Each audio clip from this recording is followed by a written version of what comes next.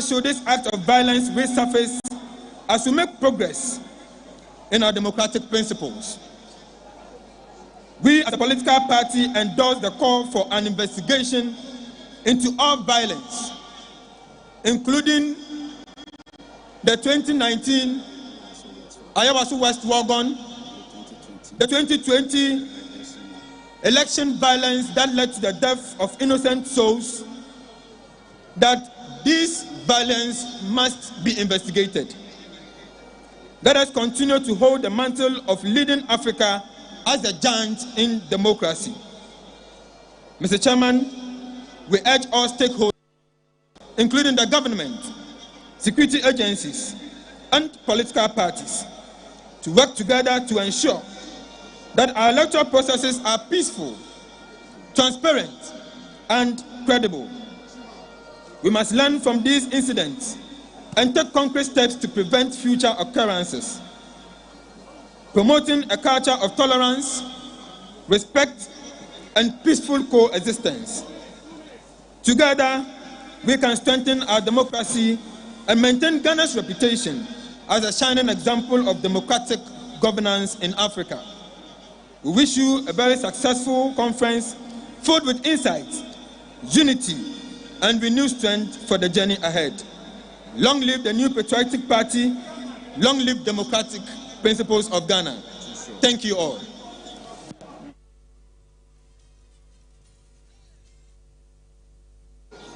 Thank you very much. Thank you very much, People National Convention. And now, a fraternal message from the National Democratic Congress, the NDC. The NDC delegation is led by the Director for Logistics and Protocol, Ludwig Hiadi, and he is joined by Victoria Neymar and Mr. Theophilus Ketechai, the National Democratic Congress.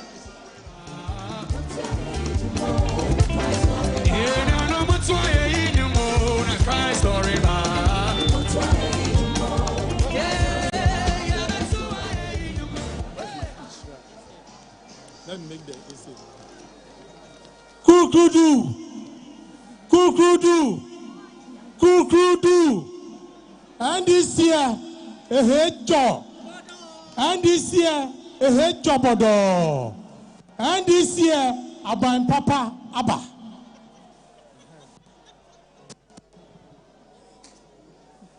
We want to stand on the existing protocol, but start by saying we had a nice love letter from the General Secretary of the New Patriotic Party inviting us as special guests at your conference today.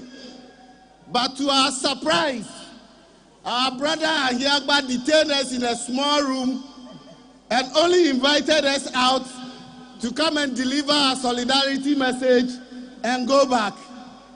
We hope that it's not a beginning of a new direction. We are together in this fight to build a strong democracy for our country.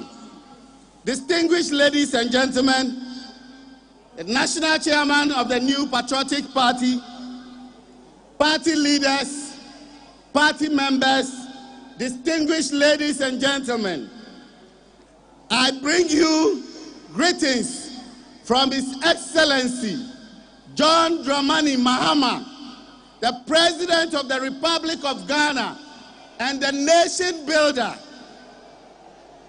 the National Chairman of the NDC, General Asiedu Nketia, the General Secretary, Golden Fifi Kwete, and members of the National Democratic Congress.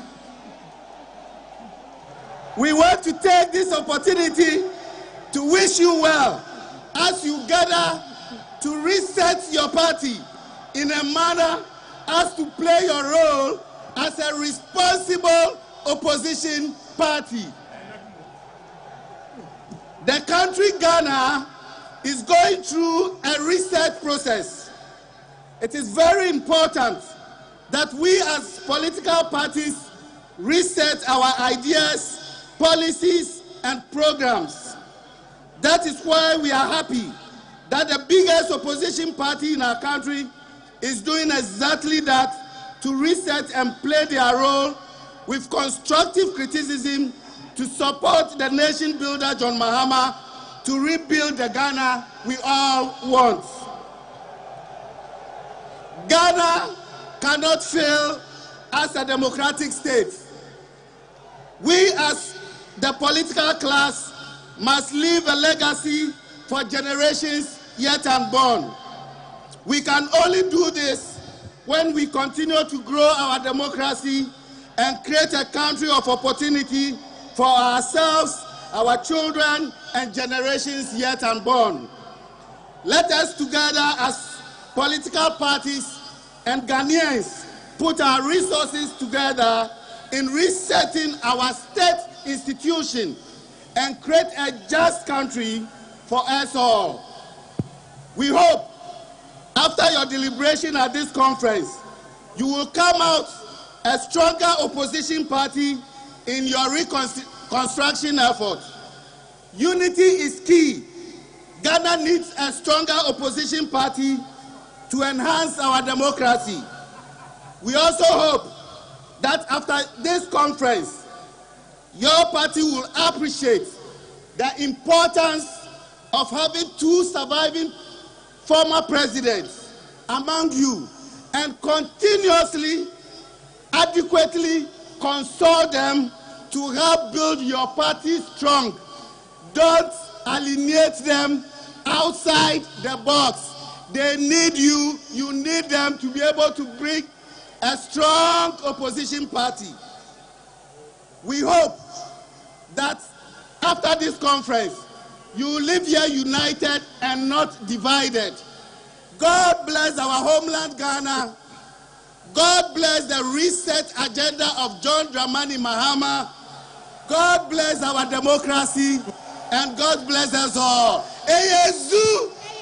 Eyezuzu! Azankwa! Azankwa! NDC! Azankwa! Basha Mushe Nyina! Azankwa! Galamse! Azankwa! Yaba Ebate Fraternal so Azankwa! Omobaye Azankwa! Boko Amon Country President Mahama say Obaye Azankwa! Atro ene adada.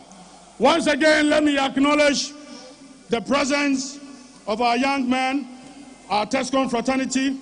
I can see you. You are duly acknowledged. Chairman Ousu Seche and your people, Ahafo region, you are duly acknowledged. We also acknowledge our hard-working, mighty minority led by Osahini Alexander Afenyo Martin. Osahini Alexander Afenyo Martin. We acknowledge your presence. Our external branches. China is here. Canada is here. Denmark, you are here. Australia, duly acknowledged. Austria, Belgium, Cote d'Ivoire, Equatorial Guinea, Finland, you are here. France, Germany, Holland, Ireland, Italy, Japan, Nigeria, Norway, Middle East, Qatar, Senegal, South Africa, South Korea, Spain, Sweden, Togo, United Kingdom, USA, Czech Republic, Hong Kong, and Russia. All our 30 external branches, you are duly welcome to this conference. Kukudu! Kukudu! Again, to all our National Council members of elders, we acknowledge your presence. We thank you very much for this occasion. again, let me acknowledge some important personalities. The MP for Bosomtwe, former Minister Education, he contributed to the success of this event. Honorable Yao Educhum is here with us. We thank you. Again, MP for Abetifi, former Minister in charge of Agriculture, Honorable Brian Echampong, thank you very much for your support. Again, we also have our own engineer, former General Secretary, Mr. Kwabena Ejay Ejapon, also here with us. Our respected elder, Mr. Boachi Ejakon, is also here with us. We again acknowledge and the effort, the support, the contribution of the former MP for Assin Central, Openia Waya MP da Ewa Assin Central, Mfie Bebre, Honorable Kennedy Akompreko Ejapon. Honorable, thank you very much for your support. Conference is grateful for your massive support.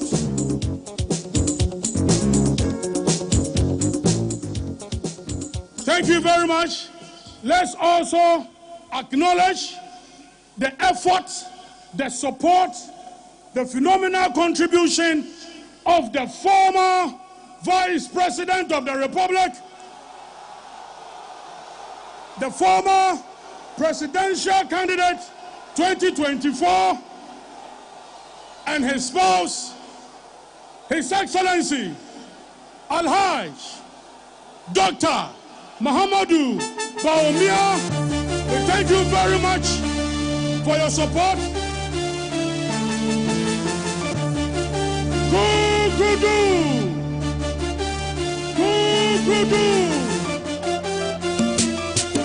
Don't just stand there and watch. Let me also acknowledge the presence and support of the former Energy Minister, the former running mate, Honorable Matthew Opoku Prempeh. We thank you very much for your presence and support. We also acknowledge the support and contribution of the first ever female Chief of Staff, our own mom, Honorable Frema Akosia Frema Osei Opare. Mami, thank you very much for your support. Former MMDCs, you are duly acknowledged. Former MPs, you are welcome. Former parliamentary candidates, you are welcome. Thank you.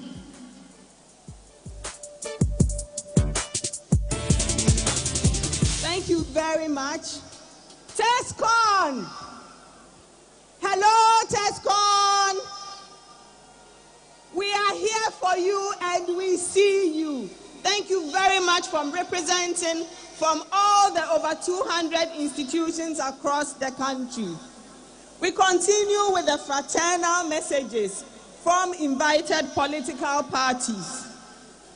Let us welcome the Liberal Party of Ghana, LPG, Madam Sophia Apalu, Mr. Jerry Owusu, Mr. William Ano, Mr. Kwesi Ameyao, and Miss Emanuela Sesi. The delegation is led by Mr. Jerry Owusu, who is the General Secretary of the Liberal Party of Ghana. Let's give them a round of applause. LPG, you are welcome.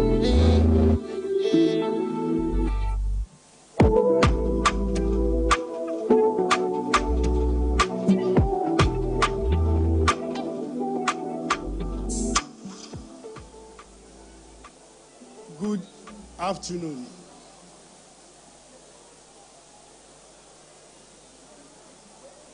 When we say LPG, you respond Yankonkwa. And when you hear LPG for the second time, you respond Someha, na Someha, na Yankonkwa. LPG. Yankonkwa. LPG. Someha, na Someha, na Yankonkwa. Mr. Chairman,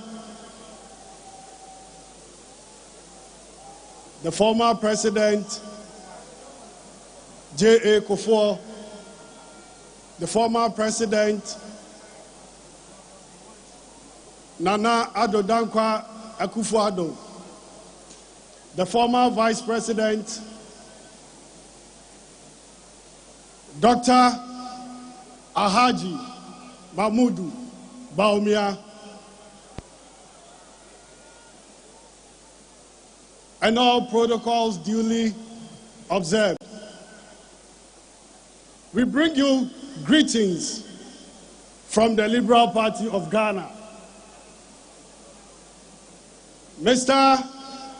Percival Kofi Apalu would have loved to be here himself, but duty calls elsewhere. Our national chairperson also wishes everybody well.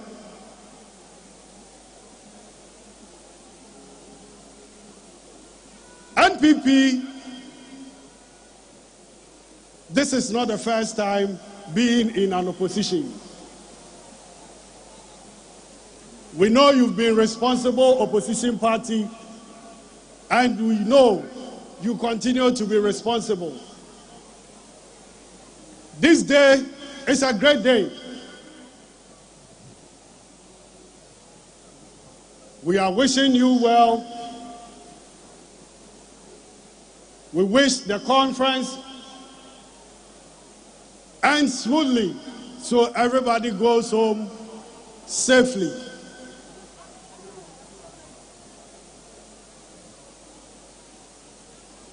There is something happening in the country, and as an opposition party, we are concerned, very worried, as we allowed a party denigrate a former government, said all manner of lies about the former government. Things are happening now. Things are really happening now. And I'm urging NPP as the major opposition party to stand up, because people lied against you and your appointees. I have not heard anything about what is really happening with Delight Founding from the National Cathedral that the NDC intend calling it National whatever Cultural Center.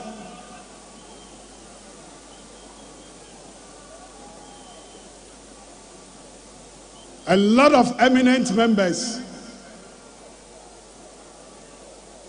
their images were tarnished. And we sit aloof and watch while Deloitte said they have not done anything wrong.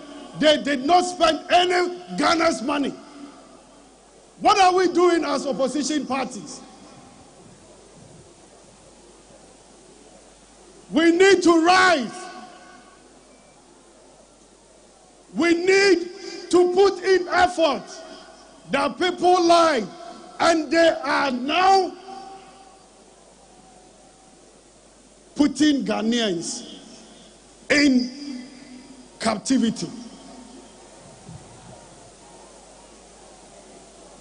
Asofo ayegu manimase, especially Asofo Victor Kusi,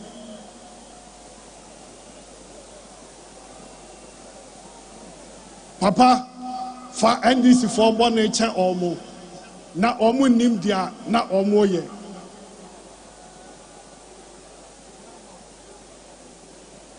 I know from today MPP is going to stop Matthew Macau and all those stuff and start fighting for Ghana.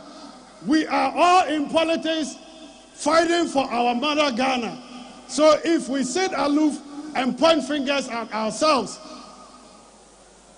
and watch NDC and the government put us into captivity, where are we going as a nation? I am urging everybody here. We have the voice.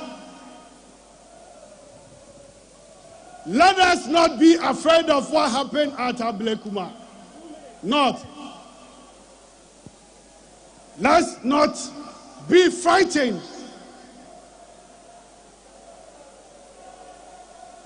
The voice of the people is the voice of the Lord. We will match them as opposition parties, and we will not be afraid. They might have whatever number, they might think of whatever they intend doing, but will not materialize. Let's not forget what they are doing with our Chief Justice. We need to be more vocal. God bless our homeland, Ghana, and make it a great nation and a strong one. Yadam Wasim.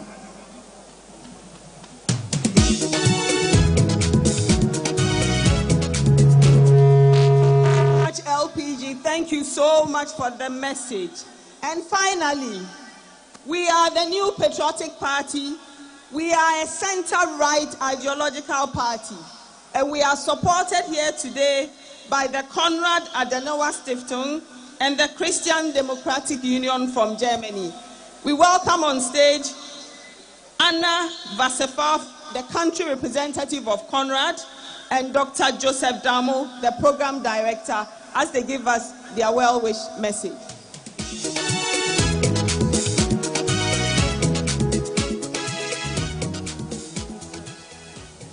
Your Excellencies, honored dignitaries, and party members from all over Ghana, it is with great pride that I stand here before you today to reaffirm the heartfelt cooperation between MPP and Konrad Adenauer Stiftung, or KAS in short, a German political foundation that is committed to the fostering of democratic and political exchange across countries, and that has been active in Ghana since 60 years. Our collaboration with MPP spans decades and is built on a common foundation: the belief in democratic participation for every citizen, the power of a market-orientated economy that allows prosperity for everybody, and the responsibility of the state for its people. We are honored to support the vision of MPP, a vision of a Ghana where opportunities, freedom and dignity are not privileges, but the right of every citizen. All over the world, we are currently navigating challenging times where trust in institutions is increasingly under pressure. In both Ghana and Germany, we are called to find new ways to remain responsive to the everyday concerns of our citizens, be it jobs, education, security, or social cohesion. In an ever-changing world, ladies and gentlemen, there is no greater truth than this: challenges are best met together. The long-standing collaboration between MPP and KAS is a practical expression of solidarity between democratic forces across continents. As we look ahead, let us continue to stand together, KAS and MPP, in pursuit of a common goal: a democratic future marked by peace, by prosperity, and the well-being of all people. Thank you very much.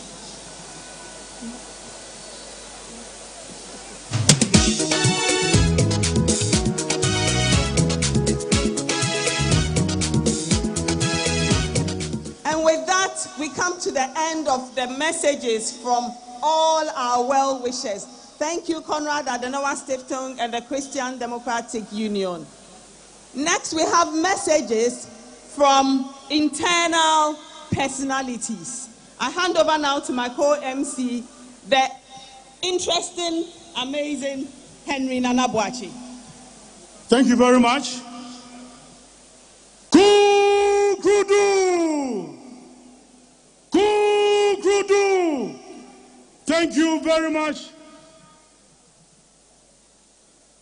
Now we will receive a message from the young, dynamic General Secretary of the New Patriotic Party, your General Secretary, my General Secretary, everybody's General Secretary, lawyer, Justice Frimpong Kodia is the General Secretary of the New Patriotic Party.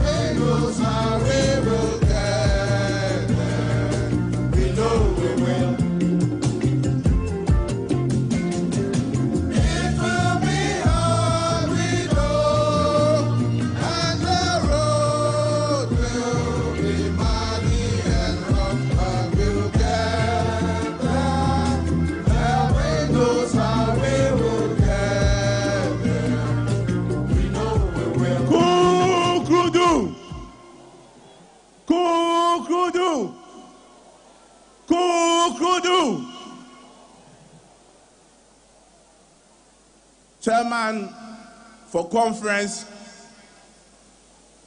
our revered acting Vice Chairman, Chairman Dankwa Smith-Bute, Your Excellencies, the former President J. Kufuor, and former President Nana Dankwa Akufo-Addo, Your Excellency, the former Vice President Dr. Alhaji Mohamedou Bawumia, and your spouse, Her Excellency Hajia Samira Bawumia, members of Steering Committee, members of National Executive Committee, members of National Council, our dear delegates of the annual Delegates Conference, our revered minority leader, our members of Parliament, our revered National Council of Elders, distinguished ladies and gentlemen, I'm here to present the state of our party to delegates. We went into our elections in 2024. Our hope, our prayer was for us to win the elections. But as the will of God is not the will of man, we couldn't win the elections. After our defeat, the party never sat down. The party, through National Council, the second highest decision-making body of the party, constituted a committee referred to as the Elections Review Committee, chaired by Professor Aaron Michael Quay, to go around the country to inquire from the rank and file of our party and to ascertain the reasons why we couldn't win the elections in 2024. The committee completed their work and reported to the National Council somewhere in April. The committee made several recommendations, some involving amendment to our constitution. And based on that, The National Council, which is the second highest decision-making body of our party, constituted the Amendment Committee chaired by lawyer Frank Davis to look at proposals from Professor Iroma Kukwe's committee, to look for proposals in 2021 where we met in Kumasi, to also receive proposals from our external branches, our TESCOM, our youth wing, and from the rank and file of the party.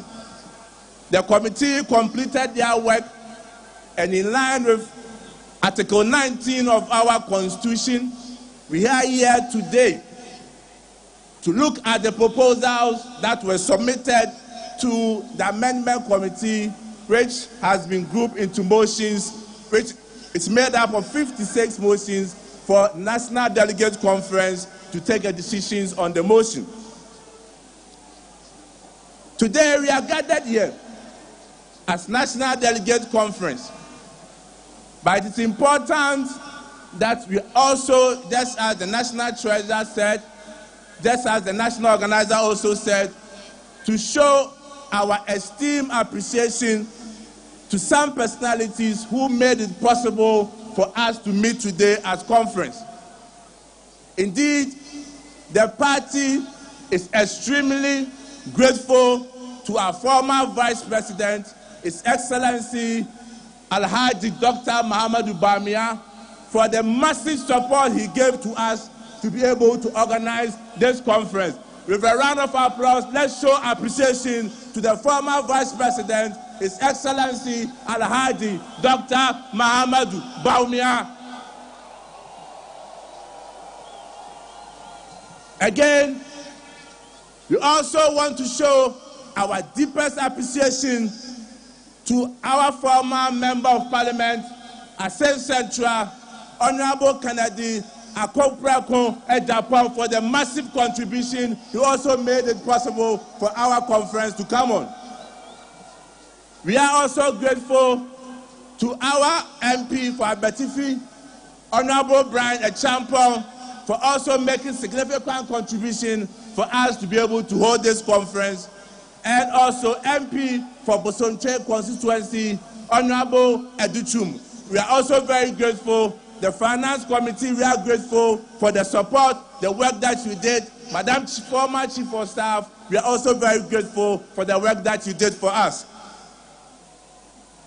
Ladies and gentlemen of Congress, today marks the beginning of our quest, of our journey of recapturing power in 2028. And today is a very important day for us, a very important exercise that we are going to undertake today. And I plead with conference that whatever decision that we are supposed to take today, do not look at individuals, do not look at personalities, but look at the interests of the New Patriotic Party. As National Council took several decisions, I report to conference that the National Council, after several deliberations, several engagements, several consultations, have come and given that directive that on January 31st, 2026, the party shall hold its presidential primaries. And we know it is something that is fully supported by conference. It is for good reasons that as a party, as we prepare for the 2028 elections, we need to quickly do away with all our internal elections so that we will have enough time to unite as a party and prosecute the agenda of winning the elections in 2028. Ladies and gentlemen of the conference, the party not long ago also established what we refer to as the Patriotic Institute. And the Patriotic Institute is a game changer for our party. An institute that is going to train, give orientation to all the rank and file of our party, for us to appreciate and understand the history of our party, our ideology, and also to equip our communicators on how to communicate effectively and disseminate our information to the whole country. Not long ago, the National Executive Committee of the party, they satisfied with the decision by the Electoral Commission to do a rerun in some 19 polling stations in Ablekumanov, decided to boycott the whole election process. And as the party took their decision, it was done for good reasons. Because National Executive Committee, upon all the informations, the evidence that was adduced at NEC, came to the firm conclusion that indeed the NPP had won the elections at Ablekumanov. We had all our scam copies of our pin sheets in the 281 polling stations, which gave us a clear winning of 414 votes. And therefore, we were surprised that the Electoral Commission decided to call for a rerun. On principle, we felt that it was a wrong decision and is a bad precedent being set by the Electoral Commission. And this is very dangerous for our future politics and future elections. Ladies and gentlemen of Congress, one area that the party is very, very, very serious about is discipline in our party. Let us all understand that today we are national officers of the party, we are members of parliament, we are members of council of elders, but people have occupied these positions before. And therefore, those who have intentions of aspiring to lead the party, be it as flag bearer, be it as national officers, we must understand that our individual interests cannot override the supreme interest of the New Patriotic Party. And therefore, any person who has any intention to lead our party must respect the structures of our party and must respect authority of the New Patriotic Party. I call on you, conference, that the party has clearly given directives. And until we officially open nominations for aspirants or aspiring aspirants to go around the country to convince and talk to the rank and file of our party, let us continue to deny people from coming to our regions and our constituencies. Because we must be a disciplined party, and anyone who wants to lead the party must also exhibit discipline. Today, as I indicated, is going to pave the way for us to have victory in 2028. And as a party, we must look each other in the eye and remember who we are. We are not broken. We are not defeated. Neither have we lost. We are builders. We are dreamers. We are fighters. We are servants of the Ghanaian people. So I ask you today, what is our purpose? Why do we gather here? Why do we wear the blue, red, and white colors of this party with pride? It is because we believe. We believe in development, in freedom. We believe in responsibilities. We believe in enterprise. We believe in the future of Ghana. Ghana needs us. The youth are watching us. The farmers are watching us. The traders are watching us. Let us fight as one body with one identified vision and ambition to make sure that this abysmal performance from the NDC government, Ghanaians know that our government offers the better solutions to their problems. But at the end of the day, they want to vote for an opposition party that is ready for power. And therefore, actions, inactions that seeks to divide us, that bring acrimony, that bring tension to us, needs to be relegated so that Ghanaians will see us as a proper, responsible, and viable opposition party that will wrestle them from the misery that they are going under the watch of His Excellency John Mahama and the NDC government. Ghanaians are asking the NDC questions. Ghanaians are asking President John Mahama, you promised us that you are going to reset the country for the better. You made noise about galamsey in Ghana. You got certain civil society groups to come after our administration under His Excellency Nana Dankwa Akufo-Addo. Today, what is the state of galamsey in Ghana? To the extent that in his own backyard, in his own constituency, galamsey is everywhere. Galamsey there, galamsey where, galamsey everywhere in Bale Bamboy constituency. President Mahama, Ghanaians are also asking you, what is the position of the NDC on the LGBTQ bill? You have gone silent on it, and Ghanaians are asking questions. Religious bodies are asking questions. That the promise that you made, that when you come into government, you will pass the bill. We are waiting for you. And again, Ghanaians are asking you that we are suffering with your D-levy. The hardship on us is something which is very unbearable. And Ghanaians are asking questions on your government. Ghanaians never knew that your research meant mass terminations of appointments. People who have worked in government institutions without necessarily having any political affiliations have been told to go home under your government. Is it the 24-hour economy you promised us, which meant mass dismissal and termination of appointment? Fellow Kukudais, ladies and gentlemen, let our answer be loud. Let it be clear. Let it be bold. Yes, yes, the new Patriotic Party is ready. The new Patriotic Party will use this conference as a tool in our attempt to recapture power in 2028. And with a united front, devoid of individualism, I can assure you, I can tell you that in 2028, victory is coming. In 2028, the new Patriotic Party will win the elections. In 2028, Ghana will see the new Patriotic Party in the helm of affairs. Thank you very much, and God bless us all. Be on your feet, let's do it together.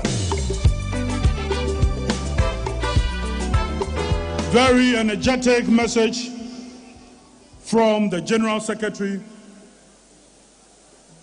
Quick introductions. We also want to acknowledge our father, our uncle. He is a founding member of the New Patriotic Party, former treasurer, and he is the chairman for the National Council of Elders. Our own father, Honorable Hakman Owusu-Agyemang, thank you very much. We thank you very much for coming. Former chairman, former campaign manager, Chairman McMahon, thank you. Former national youth organizer, former national organizer, former general secretary, John Buedu, thank you very much. Former national chairman, Honorable Freddie Wasmer-Wuble, and the longest serving leader in Parliament. He was a minority leader, he became a majority leader. Honorable Osei Che Mensah Bonsu. Honorable Osei Che Mensah Bonsu, thank you very much for gracing this occasion. National Second Vice Chairperson, Madame Rita Talata Sobaya is here. National Third Vice Chairperson, Alhaj Masawudu. Chairman Buga Buga. Chairman, thank you very much for coming. National Nasara Coordinator is here, Alhaj Aziz Futa. And again, the National Youth Organizer, Salam Mustafa, is also here. Kate Jamfua is the National Women's Organizer. National Treasurer just delivered his report. Again, before I call on the next speaker, let me acknowledge the leadership in Parliament. They are doing an excellent work in Parliament. Led by the Osanhene Alexander Afenyo-Markin, we have the Deputy Minority Leader as our own mother, Honorable Patricia Apeje, MP Asokwa. Chief Whip, MP in Sanwom, is also Honorable Frank Ano Dompre. Deputy Chief Whips Honorable Habib Idrisu Tolon and Jerry Ahmed Shaibu Weja. On that note, let me welcome our leader in Parliament, the leader of the mighty minority, the man who is doing so well, the young man making waves, Honorable Alexander Afenyo Markin, to give us a message from our Parliament. Honorable Kwamina Afenyo Markin, you are welcome to deliver a statement from our Parliament.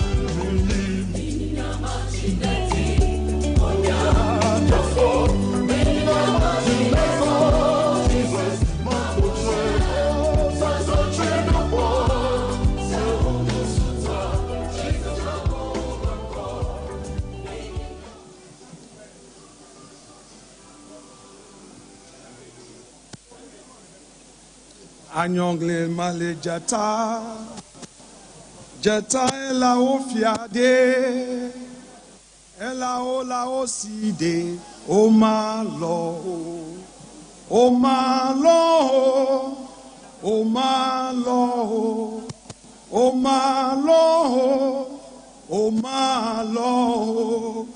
Anyongle male jata, jata ela o fiade. Ela o side o malo.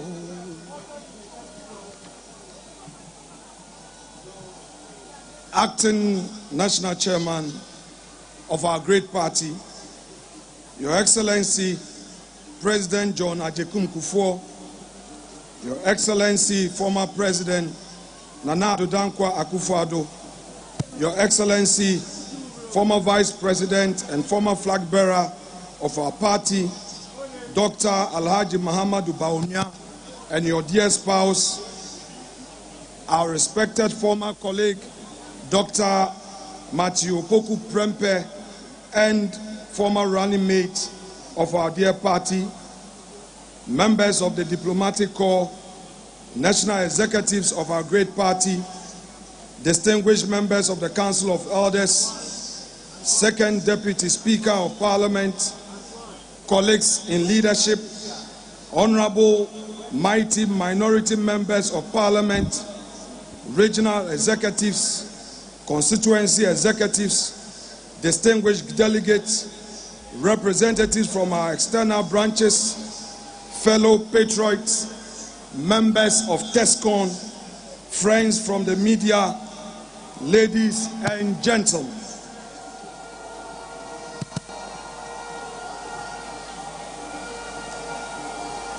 Let us recall the piercing wisdom of our revered former President John Agyekum Kufuor. It is better to be a cleaner in a party in power than the General Secretary of a party in opposition. These words echo with urgency today as we gather in the shadow of our 2024 defeat. A loss that stings, not because we failed, but because Ghana is now paying the price for trusting the NDC's hollow promises. Barely months into their tenure, the NDC's betrayal is glaring. New levies on fuel have spiked pump prices, crushing ordinary Ghanaians. Their pledge to end Galamsey has collapsed into chaos. The president calls it a national emergency, yet refuses to declare a state of emergency. Their vow to reset our nation has become a brazen assault on our judiciary, starting with the shameful vilification of our Chief Justice. Their promise of change, a sham, with schemes afoot to funnel our mineral wealth to their cronies. Worst of all, the questionable Ablekumanot rerun, where NDC-affiliated tax attacked our candidate, Nana Ekwe-Afriye, former MP Hawa Kumsin, and journalists exposed their willingness to trample democracy with violence. The message is clear. NDC is a failure. Ghana deserves better. Our 2024 loss exposed our cracks, internal rifts, faltering resolve, and a message that didn't connect. Yet this defeat is not our end. It is our crucible, fortifying us for the battles ahead. You must channel this moment of disillusionment into a movement of renewal, turning pain into purpose. Let me share a story that should humble all of us. In 2005, a democratically elected leader stood at the gate of American embassy in New Delhi, holding a valid passport, but facing an insurmountable barrier. The United States had denied Narendra Modi a visa, not for any criminal conviction, but because the world had judged him guilty. Imagine that moment of profound isolation. Here was a man who had won the trust of millions, yet reduced to persona non grata on the global stage. The humiliation was complete. The path forward seemed impossible. But Modi made a choice that day that would define not his future, but the destiny of his party and some 1.5 billion people. Today, that same man commands audience at the G20, addresses joint sessions of the United States Congress, and leads one of the world's most growing economies. Recently, he visited our republic and addressed our parliament, stating, "True democracy promotes discussions and debate. It unites people. It supports dignity and promotes human rights." I couldn't agree more. Modi's journey from global pariah to world statesman offers us, the MPP, a roadmap from our current wilderness to future victory. Modi's resurrection began with a revolutionary principle. In a nation fractured by castes, religious, ethnic, and linguistic differences, he declared, "All the citizens, all the voters are my countrymen."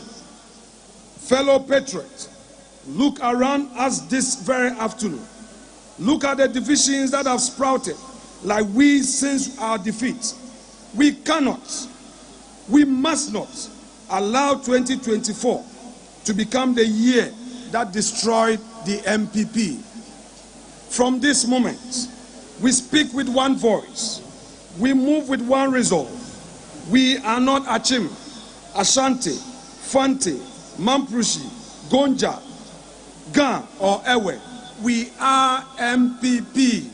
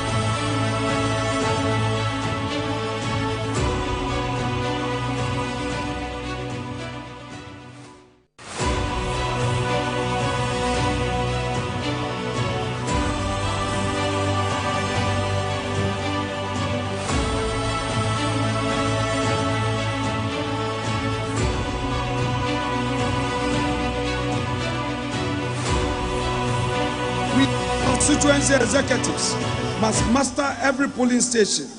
Our polling station chairpersons must know every voter. Our electoral area coordinators must understand every community's dreams. Modi's greatest achievement was rebranding not just himself, but India's entire narrative.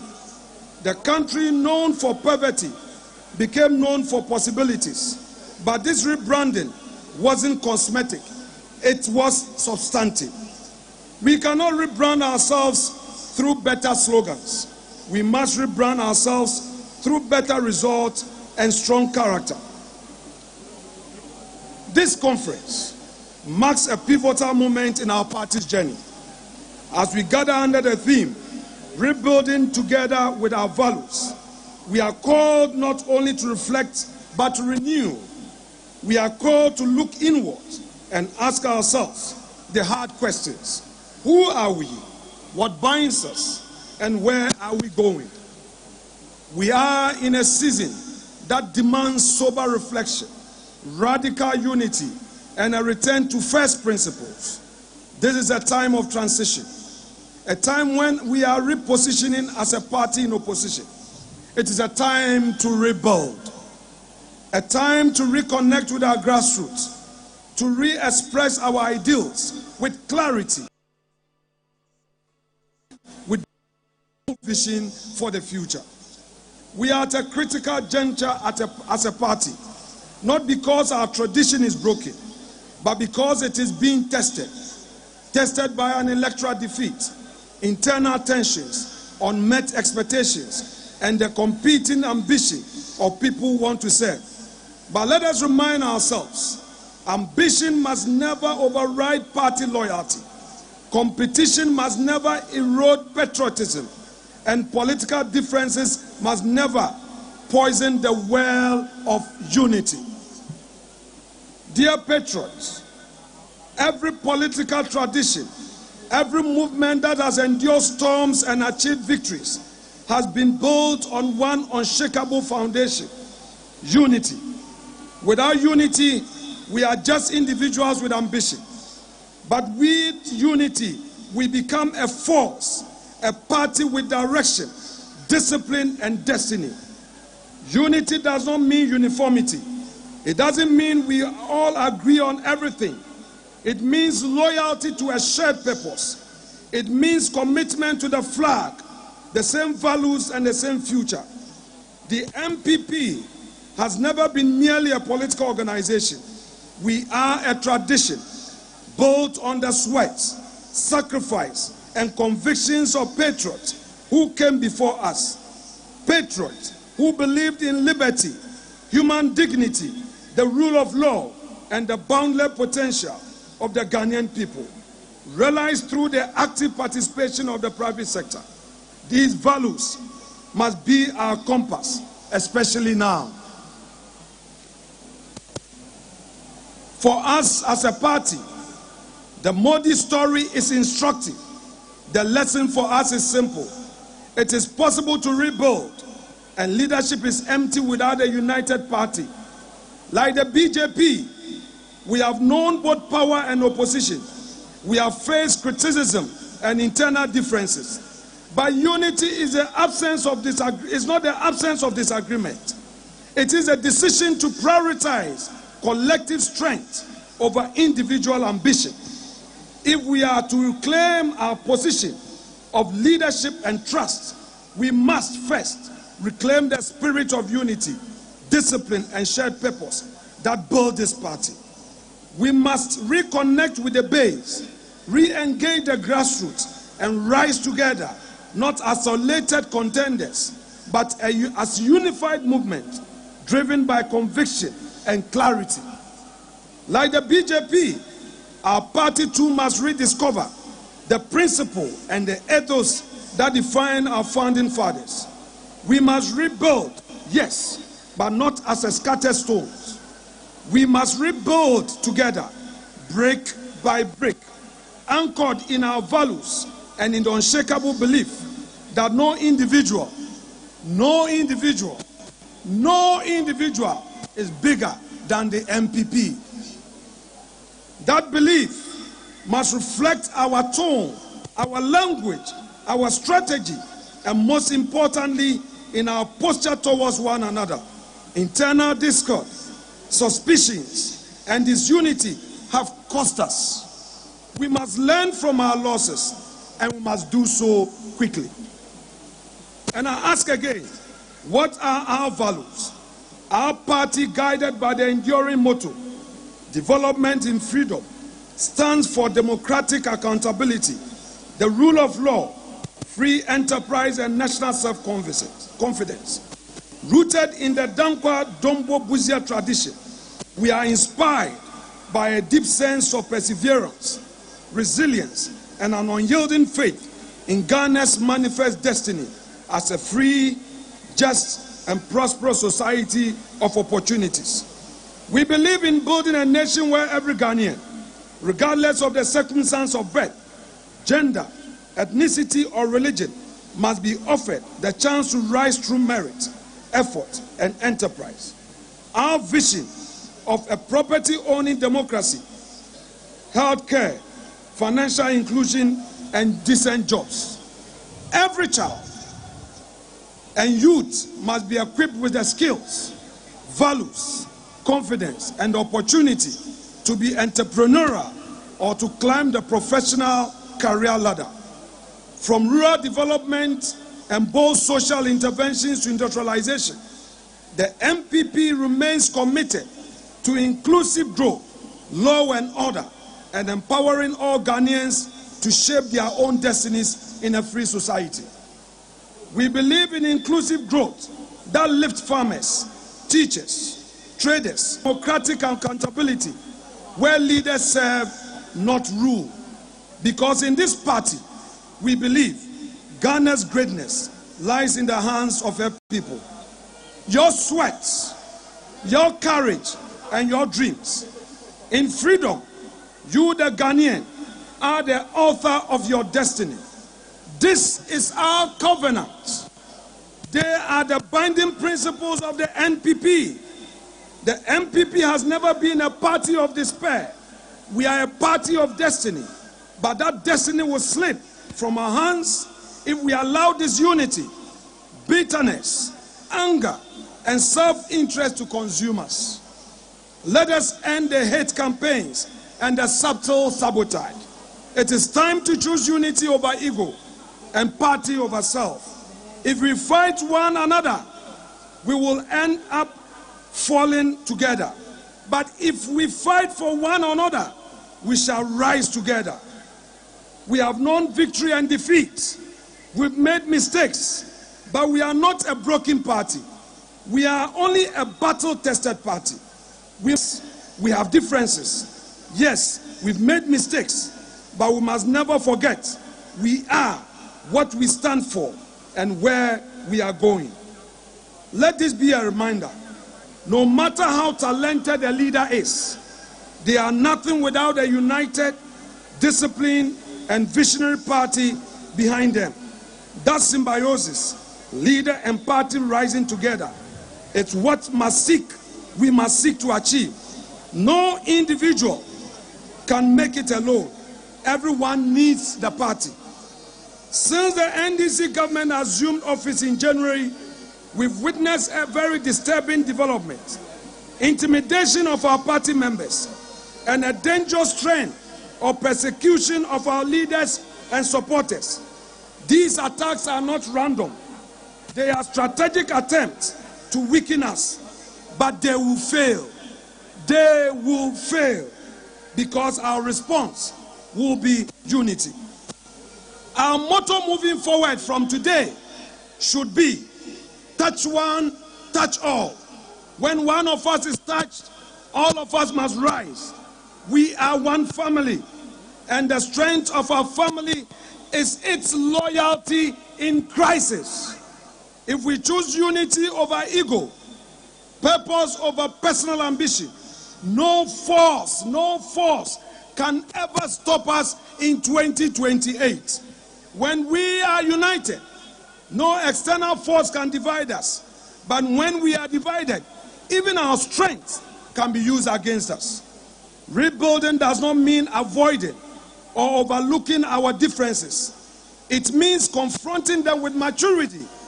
It means refusing to let factions become permanent fractures. It means calling each other back to the center, the core which brought us this far. Your servant in Parliament hereby assure you through me that the MPP caucus remains resolute. We are not retreating. We are strong, united and committed to the values and ideologies of our party.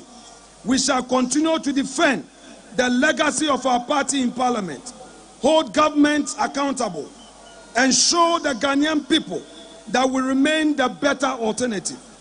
To our aspiring candidates, let this be a season of sober reflection. There is room for all of us at the table, but there is no room for selfish ambition. Let us rise above the temptation to win at all costs and choose instead to serve at all costs. Delegates, the future of our party rests in the choices we make today. Let us choose unity over division. Let us all rally around our elected leaders and reignite hope among our base. To our grassroots, you are the lifeblood of this great tradition. Your sacrifices, your patience, and unwavering loyalty have kept us afloat in seasons of triumph and in valleys of loss. And so to you, I say, hold on, do not lose hope. We shall rise again. The elephant has only stumbled. It has not been defeated. You have never given up on us, and we, your servants in Parliament, will never give up on you either. And to our youth, you form the majority, and your energy, your voice, and your ideas are not just welcome, they are essential. TESCOM, this is your moment. Stay grounded to our values. Stay focused on the bigger picture. Know that the future of this party belongs to you, the TESCOM youth, and our youth scattered all over the country. Learn from the elders in Parliament. Don't insult them. Engage them. Absorb their wisdom and grow with a strong conviction of our party and what it stands for. That way, you can also lead with clarity, build with purpose, and sustain the MPP legacy that has been entrusted to you. It is time to stop feeling sorry for ourselves. Yes, we lost 2024 elections in a big way, but let us be clear, this was not a defeat born out of failure. It was a perfect storm of adversity no government in the Fourth Republic has ever had. From the banking crisis that threatened to collapse our financial system, which we spent billions fixing, restoring confidence and stability, to the global COVID-19 pandemic that brought the world to its knees. Then came the Russia-Ukraine war, unleashing the harshest cost of living crisis in generation. And through it all, we governed with a hung parliament and an opposition speaker. No government in our democratic history faced this scale of compounded crisis. Yet, Nana Addo Dankwa Akufo-Addo in the driving seat, we held the line. We do not downplay the struggle the Ghanaian people had to endure, but we should commend them because it was a sacrifices they, including the bondholders, made, which led to the big economic recovery we started witnessing from early 2024. We endured, the people endured, and still we delivered. That was leadership, tested best in major crisis. We should not be shy of the mighty gains we made under very difficult circumstances under Nana Akufo-Addo. We fixed the crisis and handed over an economy with stronger GDP growth than what we inherited in 2017. We built historic levels of gold and foreign exchange reserves the current administration is now relying on to prop up the city and support the economy. We created jobs. We built more roads than any government in 8 years span and implemented free SHS, a globally unprecedented feat in a country where most students are boarders.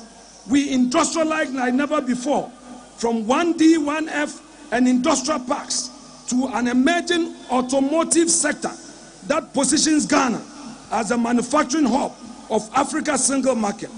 We expanded health infrastructure, revitalized agriculture, and rolled out STEM so boldly.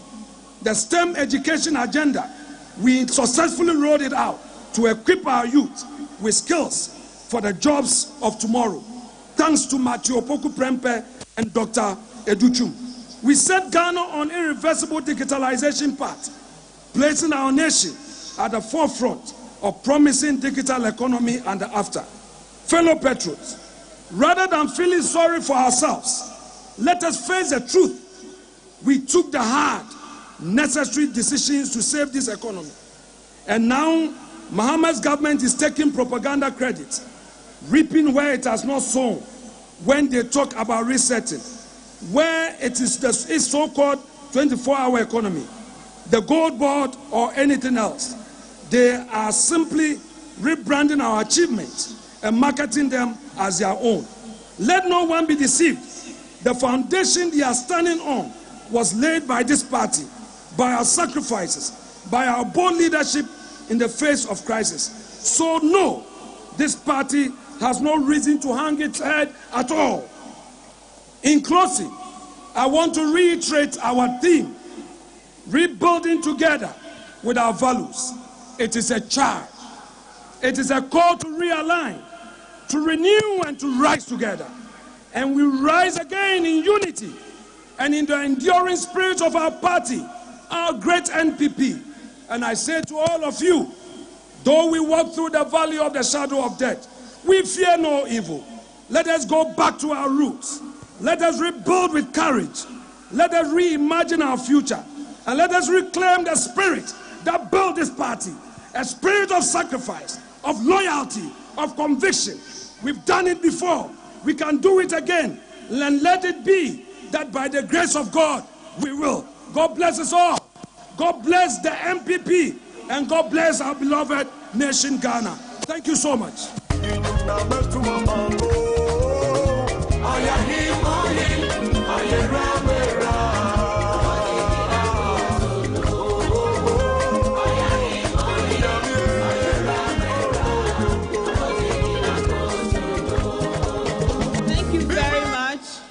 Thank you very much, the minority leader, the strong and dynamic Honorable Afenyo Markin. We now listen to a message from our immediate past president, His Excellency Nana Addo Dankwa Akufo-Addo. The message is going to be read by a very dynamic lady. She's a two-term MP for Ayawaso West Wugon, the very constituency where this stadium, this beautiful edifice, is built. She's been a deputy minister before. She has actually received an honorary doctorate, both in the international and national circles. She has received many awards. She has served the MPP with commitment and dedication. And she's the first female chief of staff in Ghana. Let us welcome with a round of applause our own very honorable Akusia Frema Osei Opari as she reads a speech on behalf of the immediate past president.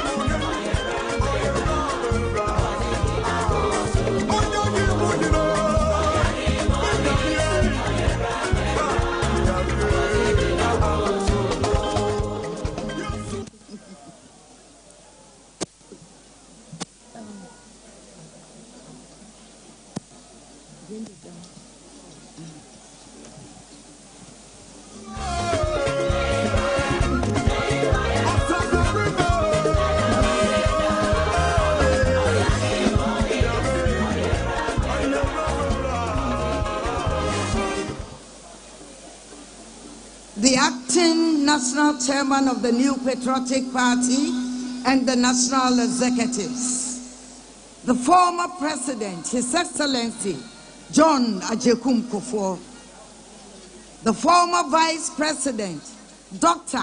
Alhaji Mahamadou Bawumia, and spouse, Hajia Samira Bawumia, the minority leader and members of parliament, members of the National Council and members of the Council of Elders, representatives of political parties present, the diplomatic corps, former ministers of state and other government appointees, regional executives, constituency executives, members of TESCON, members of conference, distinguished ladies and gentlemen. I read you the message from His Excellency Nana Addo Dankwa Akufo-Addo.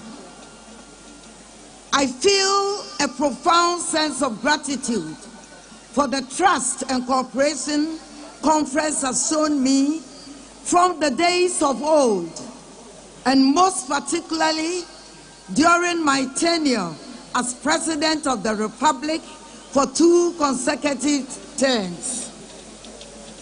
It was a great privilege to serve in that capacity on the ticket of our ever-capable new patriotic party.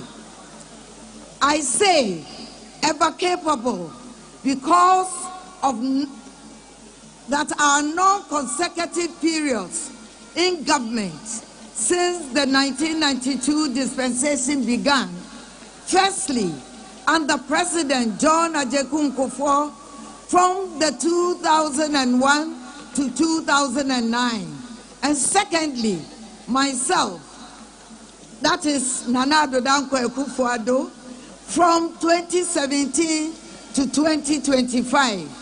We have, through it all, demonstrated the resilience of our rank and file against challenges and shown without doubt, as our records have proven, that it is always only under the new patriotic government that Ghana thrives.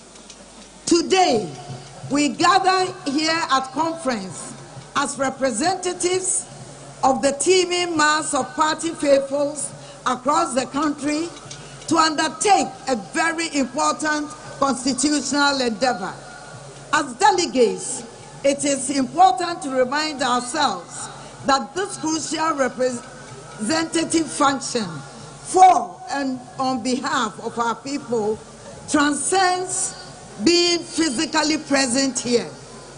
Wherever we are from, though we convene here at the University of Ghana, this esteemed institution of learning and history, the acquired sentiments of despair and doubt of the people we are representing today, we most importantly carry their sentiments and expectation and hope. Hope that the key steps we will undertake here will in whole or in part be a formidable effort towards restructuring, rebuilding, and reclaiming the reins of governance of our dear country.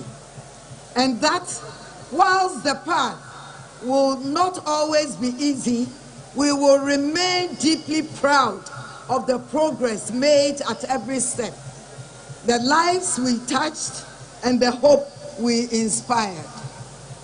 Whilst our present situation has been necessitated by circumstances we cannot ignore, I am optimistic through dialogue, mutual understanding, strong commitment to our principles and values, we can rebuild the bridges and restore the unity that has always been our strength.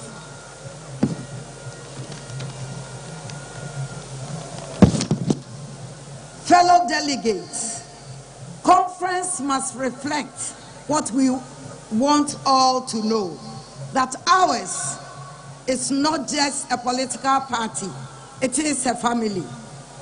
And as is typical of every family, we must find ways to reconcile differences and ensure that every member has a place at the table and is up and ready to be counted.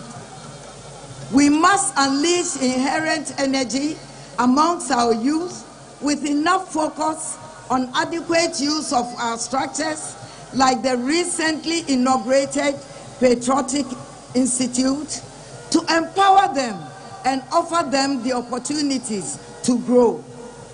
They are no more the future, they are the present. Their energy, innovation, and resilience must be the driving forces behind our progress on this rebuilding journey. Our efforts must be all-inclusive. That is why structures or laws crafted in a bygone era, which notably do not reflect the realities and aspirations of our contemporary existence, must be opened up and critically examined to follow for proper reforms. Severally, I have stated, and today will be no exception, that we must continue to stand firm and united behind the eternally forthright ideals and principles of the Dankwa Dombo Buzia political tradition, which has proven the most suited political tradition on our Ghanaian market. We must make room for belief to replace doubt. For it was out of nothing that our illustrious forebears found purpose in a melting pot of scenic salt pond to bear what has over the years transformed into the formidable political ticket we have in the NPP. Our conduct, therefore, throughout this period will either reinforce the confidence of the Ghanaian people in the NPP or draw them away from us. Accordingly, I wish us all at the National Annual Delegates Conference, I wish you well and hope that the deliberations will be fruitful. May God bless the new patriotic party and us all, and may God bless our homeland Ghana and make her great and strong. I thank you for your attention. Thank you.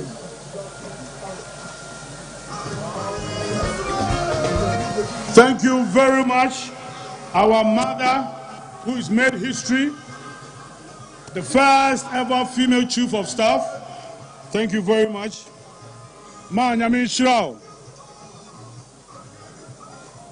Thank you, Ma Nyame Nhyira. Okay. Who has the leadership qualities necessary to protect and move forward this extraordinary nation in the next chapter of its progress? Who can lead us to take the next bold steps toward the prosperity and general well-being of every citizen of Ghana? The first focus for those of us in the NPP is 22nd December 2007, when the party's 2008 presidential candidate will be selected by the National Congress. Last week, I completed my nationwide consultation with the rank and file of the party, the renowned water testing exercise, so described by our national chairman. The gathered tour of all 230 constituencies of the country in the Upper East region on Sunday, 23rd, 2008.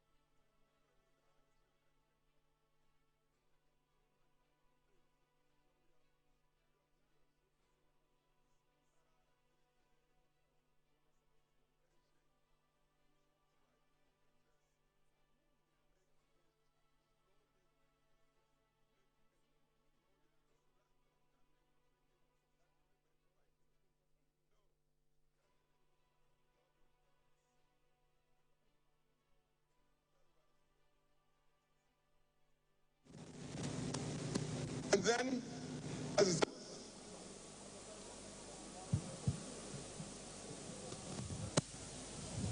thank you very much.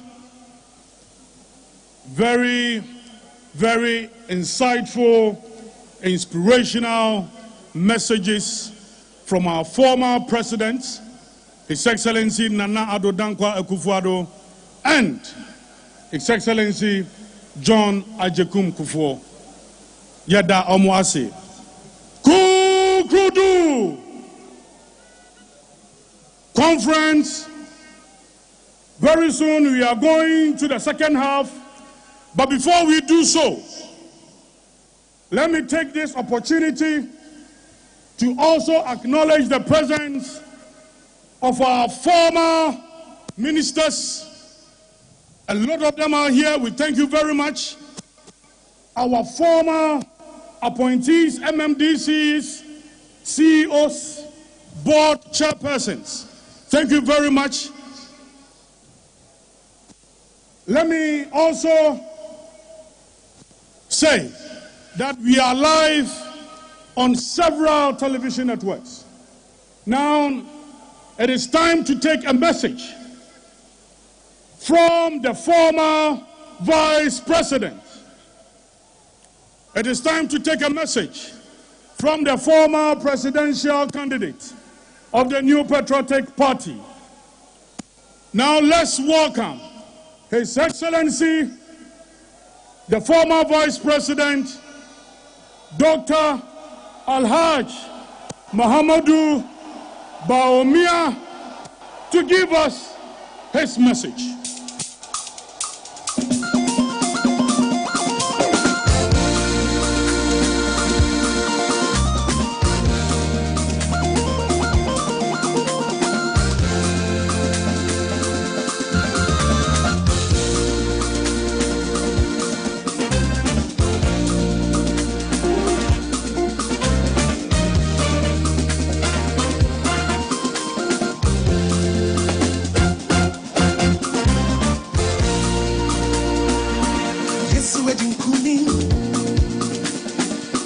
Over Satan's power, as I ain't good more.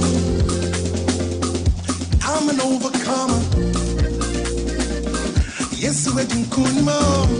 Yes, I didn't kunim. Over Satan's power, over Satan's power. MVP, you better kunim. See, I'm an overcomer. I say yes, MVP. Yes, you better kunim. Yetebia, you better your woman. Yetebia, you better your woman. I'm an overcomer. I say yes, I didn't kunim. Yes, I didn't kunim. Over Satan's power. Over Satan's power. Zion didn't kunim. I'm an overcomer. We are overcomers. Hosanna! Jesus, our strength is in the Lord.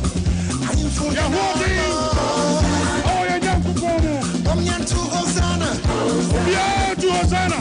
Jesus,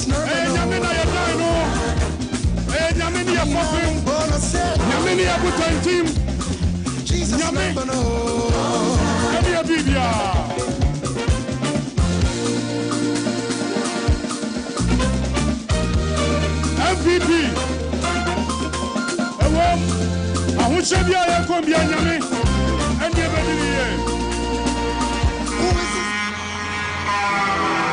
very much.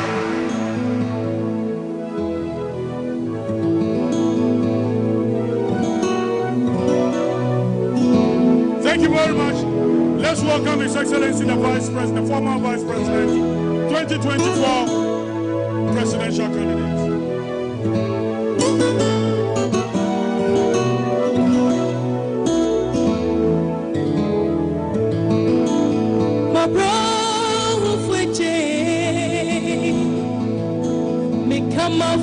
Jesus, una me haunina ra abaweni mo Namenim sewe radikasa me hanyina me na dwinyina ebeyedi nutime sewe radikasa mama kuma tomiemo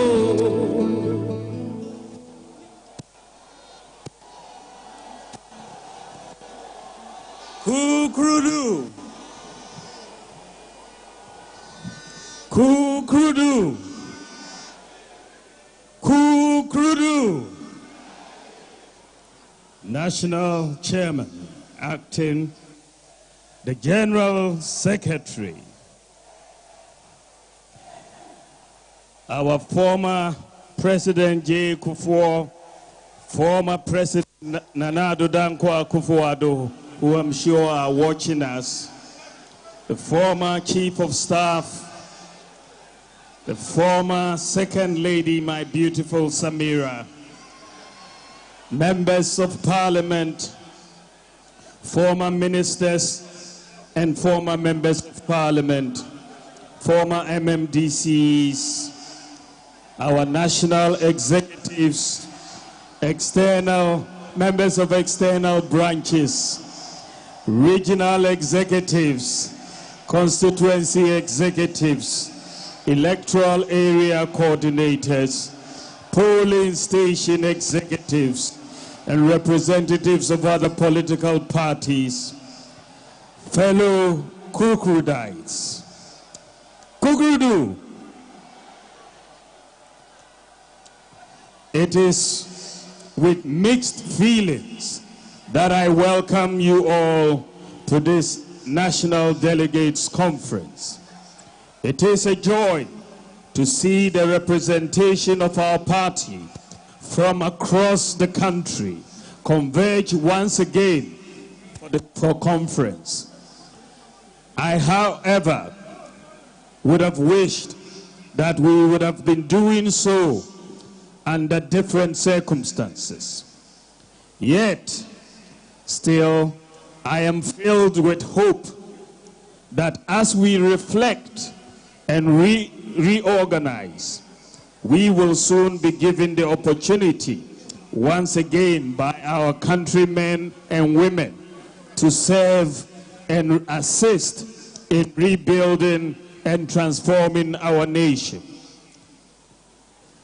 Kukrudites, the task ahead of us is one that we have to conduct with diligence and measure. In times like this, we should be focused on strengthening our bonds of unity and reinvesting in the ties that bind us. Our foundation and our strength has always been in building a united party. We have been the party that has over the years built the broadest coalition of citizens, not just to win, but to govern. We have been the party that has over the years offered hope to the largest diversity of our peoples. Under our tent, it has not mattered where you come from, whether you are Sefi, Fanti, Ewe, Ashanti, Gadangme, Krobo, Dagomba, Wala, Dagati, Konkomba, Frafra, or Mamprusi. It has not mattered what religion you practice, whether you are a Christian, a Muslim, or a traditional African religious practitioner. It has not mattered whether you are rich or poor, or whether you are formally educated or not. This is why the root of our party resulted from an amalgamation of parties from different parts of Ghana and different interest groups. Let us remind ourselves that the parties that merged to form the United Party included the National Liberation Movement, dominant in Ashanti, the Northern People's Party, representing the Northern Territories, the Muslim Association Party, the Anlo Youth Organization based in the Volta region. Gan Shefimope represented the Gan interests in Greater Accra region. The Togoland Congress focused on British Togoland interests. The Federation Youth Organization. It is clear, therefore, that the bonds of unity in diversity has been our lifeblood and our foundation. Now more than ever, we must refresh them and desist from any language, character, or actions that divide us. With unity and consistency, we can regain the trust of Ghanaians. If we are fractured and at each other's throats, none of us can cross over and lead us to fulfill this party's purpose. Let me say that tribalism and religious bigotry, from whichever quarters it emanates, pose an existential threat and should have no place in the new patriotic party. We must also be consistent in pursuance of our effort to address not just the challenges within, but more importantly, the challenges that bedevil our motherland. In governance, there are ups and downs. Through the President J. Kufuor and President Nana Akufo-Addo periods, we succeeded at many things with monumental and transformational achievements. Their achievements, these two great presidents, their achievements will stand the test of time. We have also learned useful lessons in how to improve some things in the future. We must remain resolute and consistent in doing the right things again and in applying the lessons the next time. We must ensure that Ghanaians genuinely see the lessons we have learnt and are willing to apply the next time round. We shouldn't be shy about them. It is then that our fellow countrymen and women will give us another opportunity to serve. Ladies and gentlemen, an army that wants to win a battle must exercise discipline within its ranks. Too often, when we are yet to choose leaders, indiscipline, unacceptable language, and unpardonable behavior become the order of the day. In the end, when internal competitions are over, the attacks we would have launched on ourselves become fodder and ammunition which our opponents use to attack us. We experienced it in the 2024 campaign, and we should not let it happen again a second time. This is why I call on all Kukrudites to stop internal attacks now. Let's stop the internal attacks now. Let us rather focus on the attempt by the NDC to undermine our democracy and rule of law in trying to remove the Chief Justice. Let us focus on their clear intention to go after the Electoral Commissioner subsequently. Let us focus on the violence and thuggery their hoodlums carried out in the recent Ablekuma election, in full view of the police and cameras. I again call on His Excellency the President to bring the perpetrators to book and to remind them that the elephant never forgets. No matter how long it takes, we will prosecute the perpetrators when we assume office in 2029, inshallah.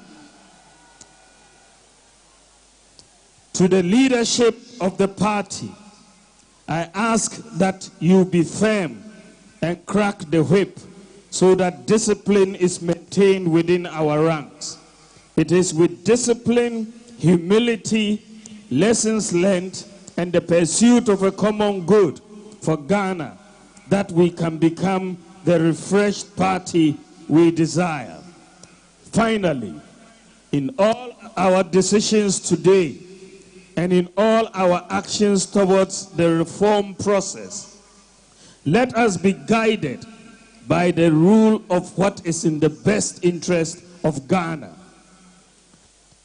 At dawn on December 8th, 2024, as I prepared my remarks to concede the election of 2024, my singular focus was on what's in the best interest of Ghana.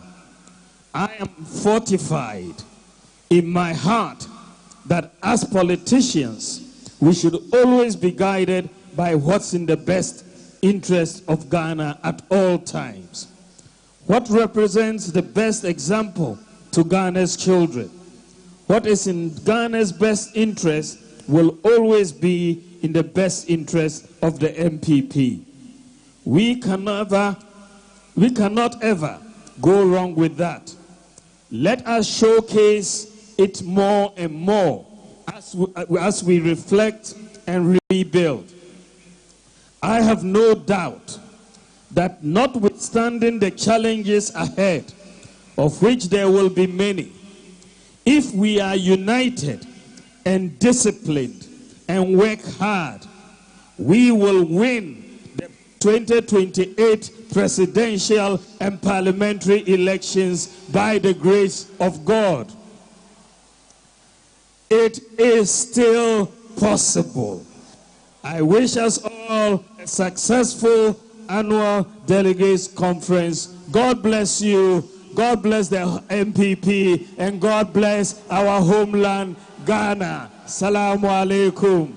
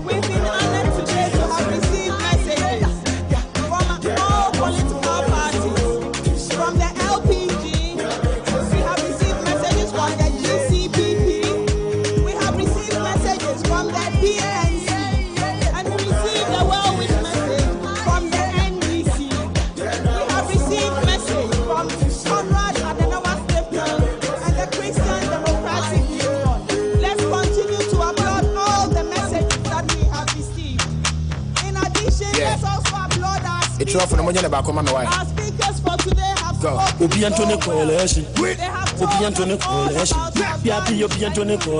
What else? Coalition.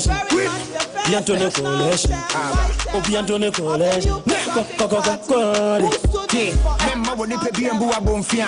I hope a promo yen in Abu Huntia. Or you were time for Jano Manivia. Yambu Amusin Abu Sawupe Muanyo Menina Edi. Nana Yamini Wakano Nebemo. Tawuma Usa Swabi Ponina Tutu. So my body don't lose that. Kawako Matoya. Everybody singing hallelujah. Hallelujah. Everybody singing hallelujah. Hallelujah. Let me sing, oh yeah. I say let me sing, oh yeah. Thank you very much, His Excellency, the former President of Ghana, President John Ajekum Kufuor. Thank you all the speakers of today. Thank you for the messages that you've given to us. Thank you all regional teams. Thank you to our national executives who have been so actively involved and have helped to make this event a success. Thank you, organizing team. Thank you, all of you who have contributed in various ways to make this event a success. And thank you, His Excellency, Dr. Mahmoud Bawumia, for that deliberate message and for the confidence with which you have spoken to us today. Thank you to all the various speakers. Thank you to all the well-wishers. Thank you for all the fraternal messages that we have received today. Thank you, thank you, thank you. Thank you to all our 276 constituents across the country who are so well represented here today. Thank you for traveling from all corners of the country to ensure that the 2025 Delegates Conference is a success. Thank you for all your efforts. We are so grateful. Without you, there would be no conference. Thank you to our honorable members of Parliament. Thank you to our strong capable minority leaders. Thank you for your speech. I'm an overcomer. I say yes, thank you once again to our general. Thank you to our national strength. Thank you to all our strong speakers today for the contributions that you have made. I'm an overcomer. I say yes, wedding queen. Yes, thank you. Over Satan power.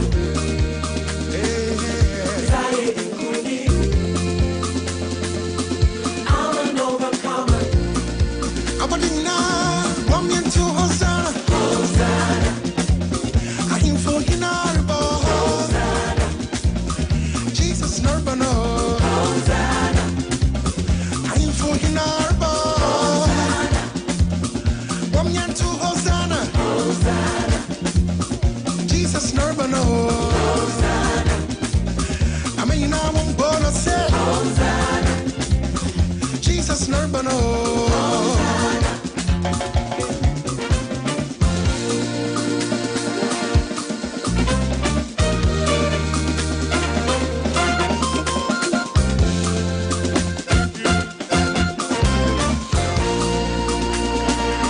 Who is this King of glory? He's the Lord strong and mighty. Yes, we didn't call him all. See, I'm an overcomer. Listen, no weapon fashioned against me shall prosper. For the greater one lives in me, yes, it does. Yes, yes, we didn't call him all.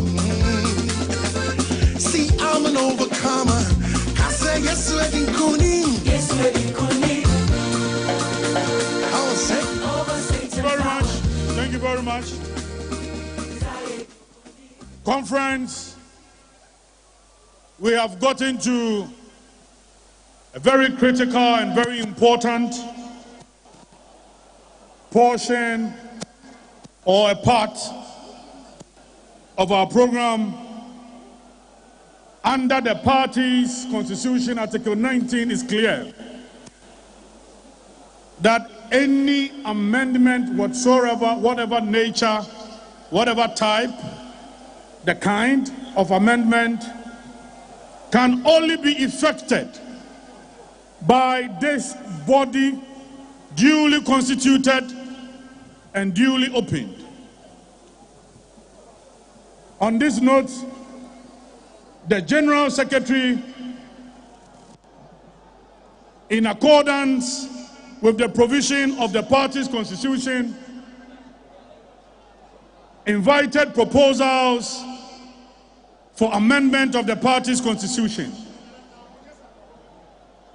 After the proposals, again according to the constitution, the General Secretary circulated the proposals to the regional party and the constituency party. The amendment committee, made up of Frank Davis, the chairman, Idi Muhyiddin, the secretary, Honorable Patricia Apiejei, member, Honorable Kojo Opong Kruma, member, Honorable Ebenezer Gilbert Nina Nate, also a member, Dr. Antoinette Tibudaku, a member, Honorable Dinah Asunabadapa, a member, Dr. Ekuya Amwako, and our very own Makafui Wanya, Volta Regional Chairman, also a member. Council put in place this committee to receive all of these proposals. At this point, I would invite the Constitutional or the Constitution Amendment Committee to come and guide us through all the motions put together so Council can do the needful. So let me invite the Frank Davis Committee, the Constitutional Amendment Committee, to come before conference, put before conference all motions so that conference will duly decide.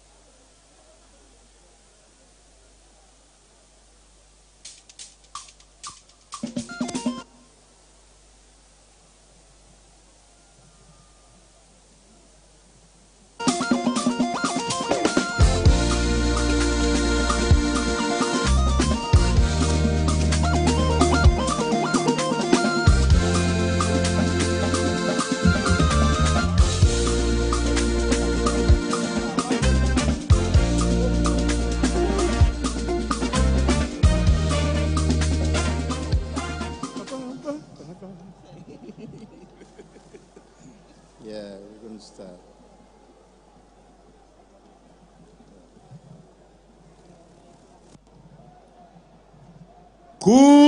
Kugrudu. Kugrudu. Kugrudu. Presiding Chairman of Conference, the General Secretary of the party, His Excellency Dr. Alhaj Mahmoud Bawumia, former Vice President of the Republic of Ghana, all party faithful, friends of the media, both print and electronic, fellow party representatives, our distinguished elders of this great party, our distinguished delegates, invited guests, ladies and gentlemen. This obviously is the climax of today's engagement, the 2025 National Annual Delegates Conference of this great party, the new Patriotic Party. And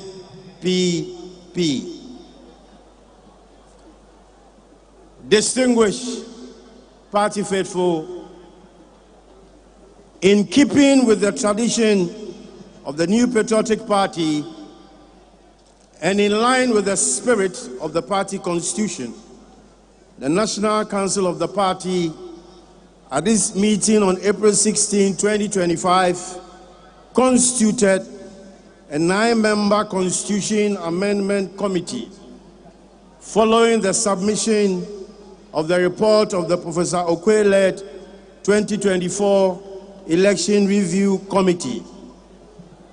The committee, which was subsequently inaugurated by the National Chairman on April 25, 2025, had the following composition: Dr. Ekwia Amwakun, member;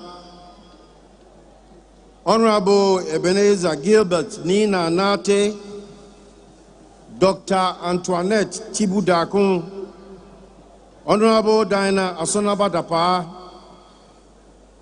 Honorable Makafui Wanya; Honorable Kojo Opon Nkrumah Esquire; Honorable Patricia Apiaje; Idi Muhayedin Esquire, Member Secretary; and of course my good self, Frank Davis Esquire, Chairman. The terms of reference of the committee included to identify provisions of the party constitution that require amendments in order to give effect to the recommendations of the Mike Okwe Election Review Committee, to work on the recommendations of the 2021 Constitution Review Committee chaired by Honorable Alexander Afenyo-Markin, to receive proposals from party members and identifiable groups for amendments to the party constitution, to categorize the proposals into various articles and clauses for ease of reference, to make appropriate recommendations to guide the debate at the National Delegates Conference. In line with the party's tradition and the letter and spirit of the party constitution, particularly Article 19, the General Secretary, by a formal communication dated April 25, 2025, requested party members and identifiable groups who wish to propose amendments to the party's constitution to submit their written proposals to the Office of the General Secretary or send same directly to the committee via an email address set out for that purpose. Consequently, the committee received over 300 amendment proposals, both in hard copy and via the official email address. In pursuance of its mandate, the committee critically examined these amendment proposals, considered the Afenyo-Markin-led Constitution Review Committee, as well as the recommendations of the Professor Okwe-led Election Review Committee for Constitutional Reforms.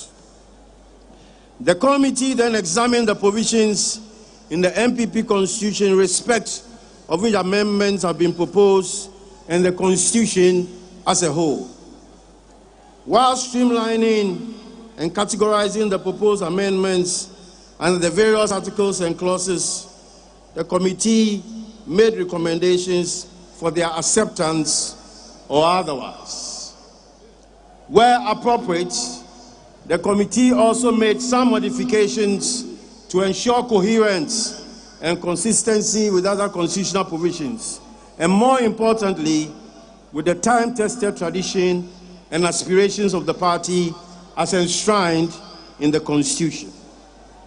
Recommendations made by the committee were informed largely by the totality of the views expressed by the proponents, the underlying principles and traditions of the party, which ought to be respected and protected, while ensuring that the Constitution reflects current socio-political developments of the party in its forward march to advancing the cause of democracy and the rule of law. Fellow delegates, below are the motions formulated by the committee out of the amendment proposals that were submitted to both the General Secretary and committee by party members and identifiable groups for consideration and approval by the National Delegates Conference herein assembled. For the purposes of clarity and to make what we are about to do very distinct without any misunderstanding when we leave here, I'm going to set out the modalities for the run of the motions. I am going to take the motions seriatim from 1 to 56. After I have read out the motions, the justification for the motions will be read by another member of the committee in the person of Honorable Kojo Opon Nkrumah Esquire. After the recommendations, the motion will be put to vote, and we are going to have a voice vote, the ayes and the nays. Distinguished fellow delegates, party faithful, if I have your attention at this particular point in time, I would start the exercise in earnest. Motion number 1. To amend Article 1 of the Constitution to include the party's motto, symbol, and colors. Justification. The absence of the party's motto, symbol, and colors in the Constitution is an obvious omission and ought to be rectified. The party's motto, symbol, and colors must find expression in the party's constitution. Fellow delegates, those in favor of motion number 1, say aye. Those against, say nay. The ayes have it. Motion number 2, Article 3(7). Amend Article 3(7) of the Constitution to give the power to recommend suspension of a member or an office holder pending disciplinary action against him to the appropriate disciplinary committee rather than the executive committee. Justification.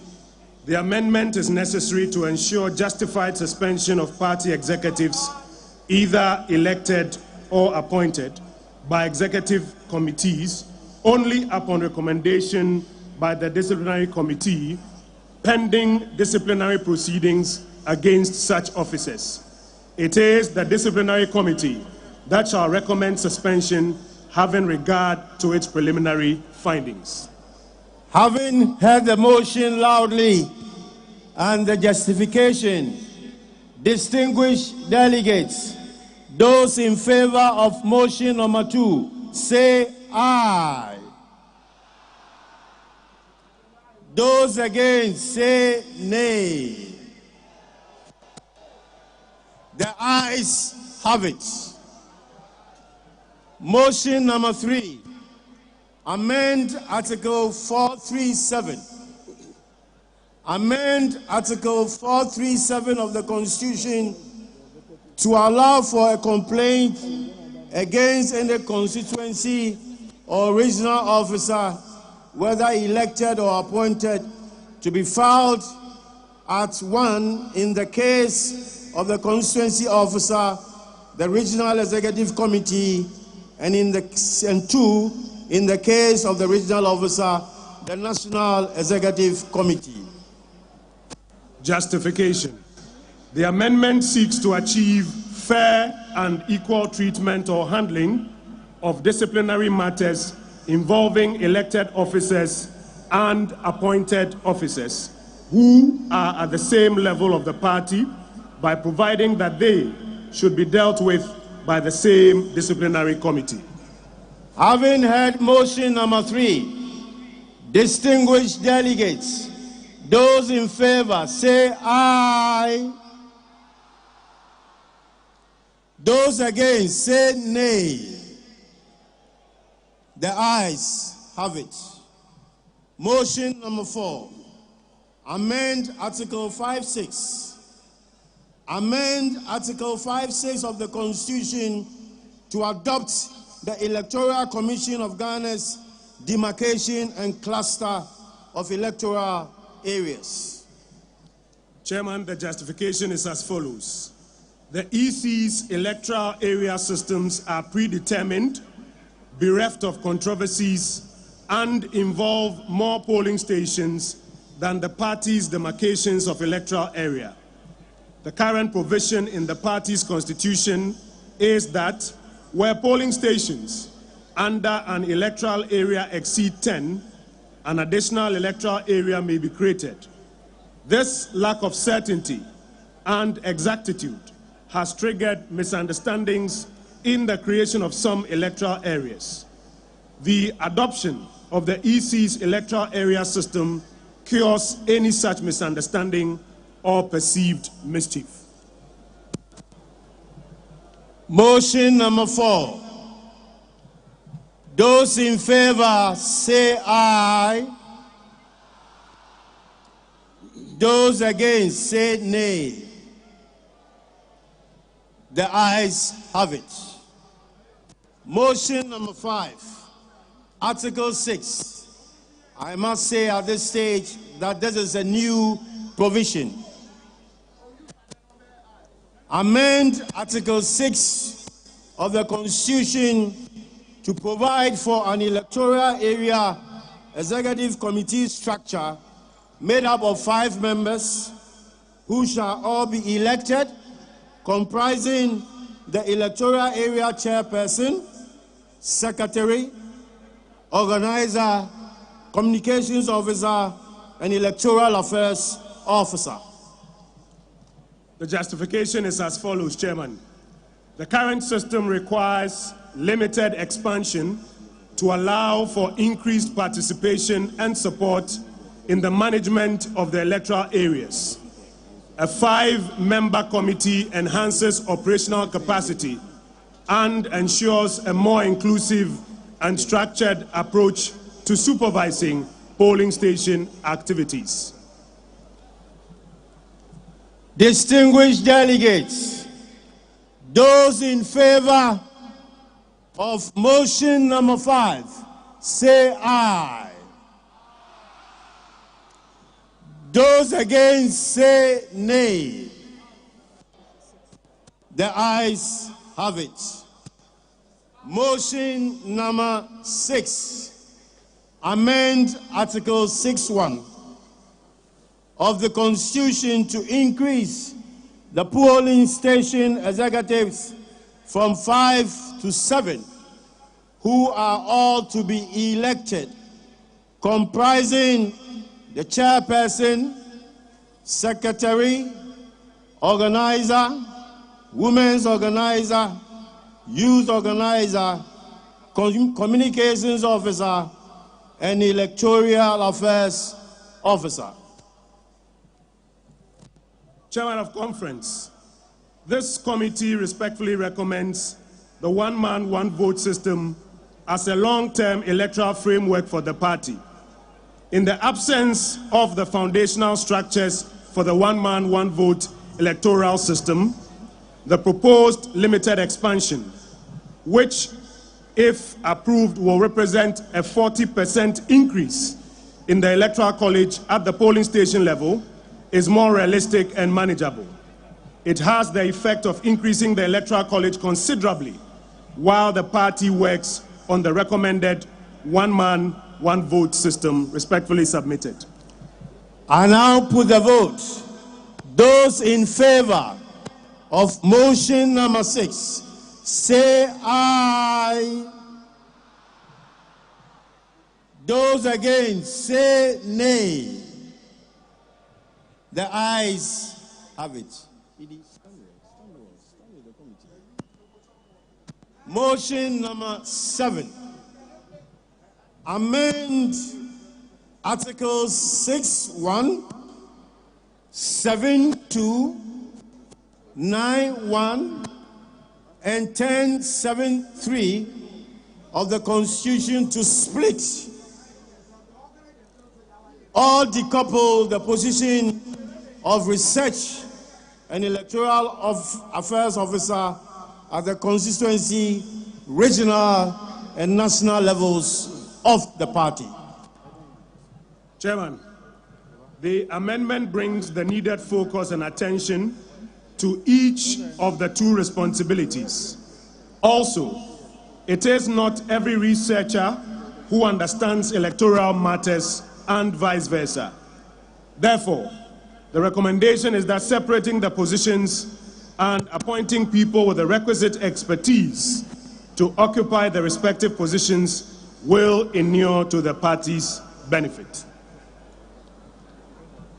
Those in favor, delegates, motion number 7, say aye. Those against, say nay. The ayes obviously have it. Motion number 8, amend Article 7.2 of the Constitution to include the Constituency Research Officer, Electoral Affairs Officer, PWD, that persons with disability coordinator on the Constituency Executive Committee. Justification. This represents a limited expansion of the Constituency Executive Committee and seeks to promote inclusivity and broader participation in party activities at the constituency level. Delegates, those in favor, say aye. Those against, say nay. The ayes have it. Motion number 9, amend Articles 7.5, 9.2, and 10.7.3 of the Constitution to make communication officers at all levels of the party elected from the polling station, electoral area, constituency, regional, and at the national level.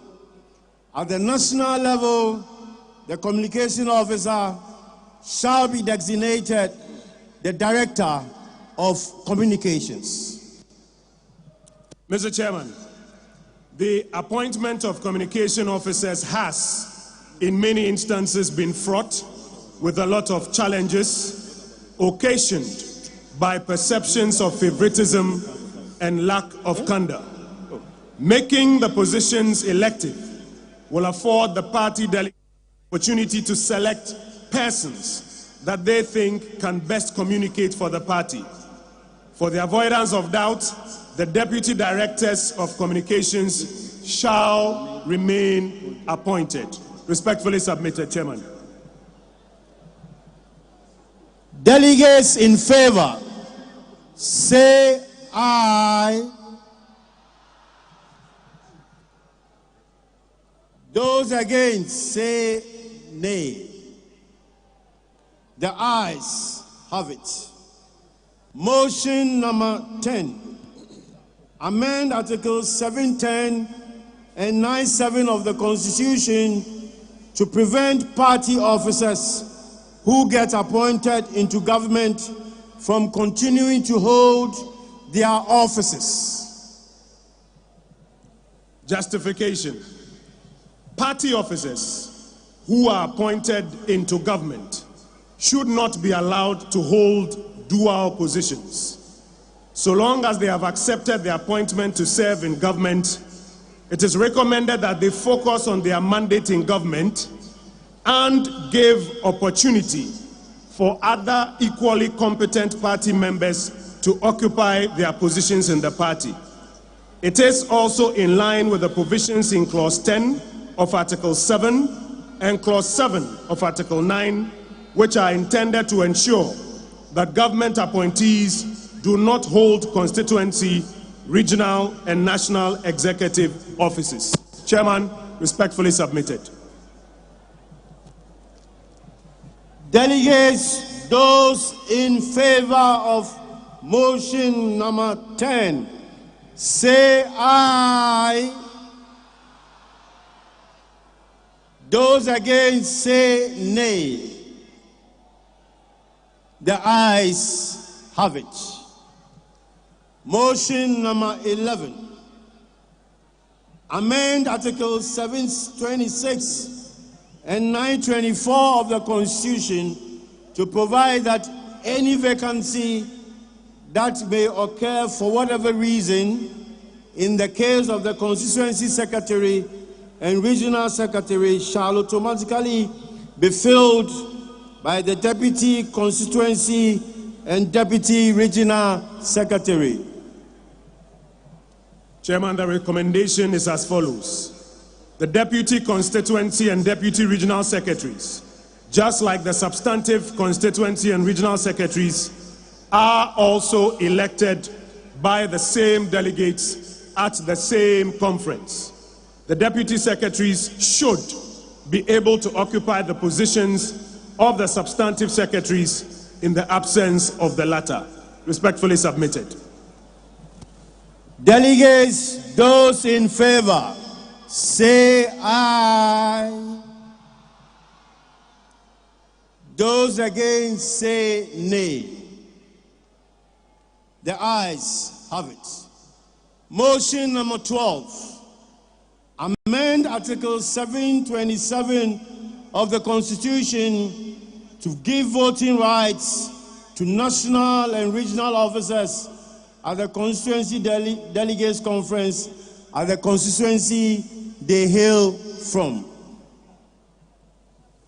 Chairman, the amendment strengthens the connections between these officers and the respective constituencies they hail from, where they may also serve as patrons and source of logistical support. This amendment is also geared towards the proposed limited expansion of the Electoral College, pending the one-man, one-vote system. Delegates in favor of motion number 12, say aye. Those against, say nay. The ayes have it. Motion number 13.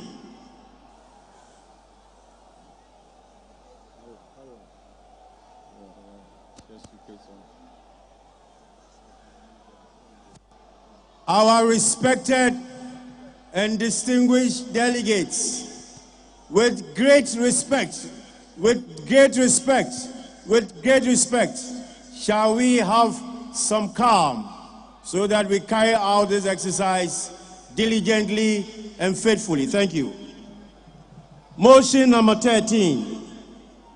Amend Article 727, 925, and 10.2 of the Constitution to provide that the party shall hold constituency, regional, and national delegates conferences every 2 years. That is biennially instead of annually. Chairman, this amendment looks at holding timely but necessary conferences across all levels of the party.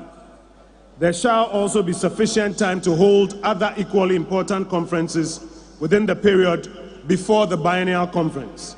Where it becomes necessary, an extraordinary delegates conference may be called. Respectfully submitted. Delegates in favor of motion number 13, say aye.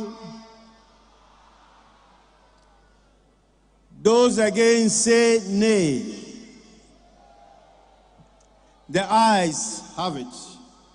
Motion number 14.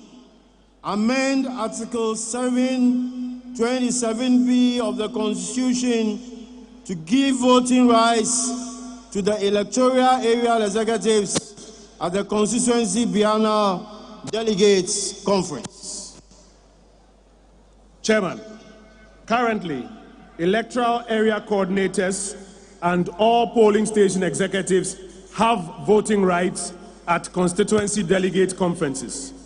The proposed electoral area executives, made up of the electoral area coordinator, to be now called electoral area chairperson, and 4 other executives should also have voting rights at the constituency delegates conference. Respectfully submitted.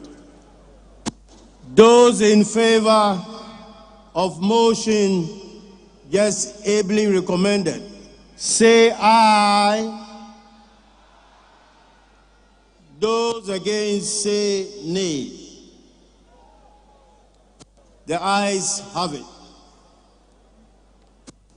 Motion number 15.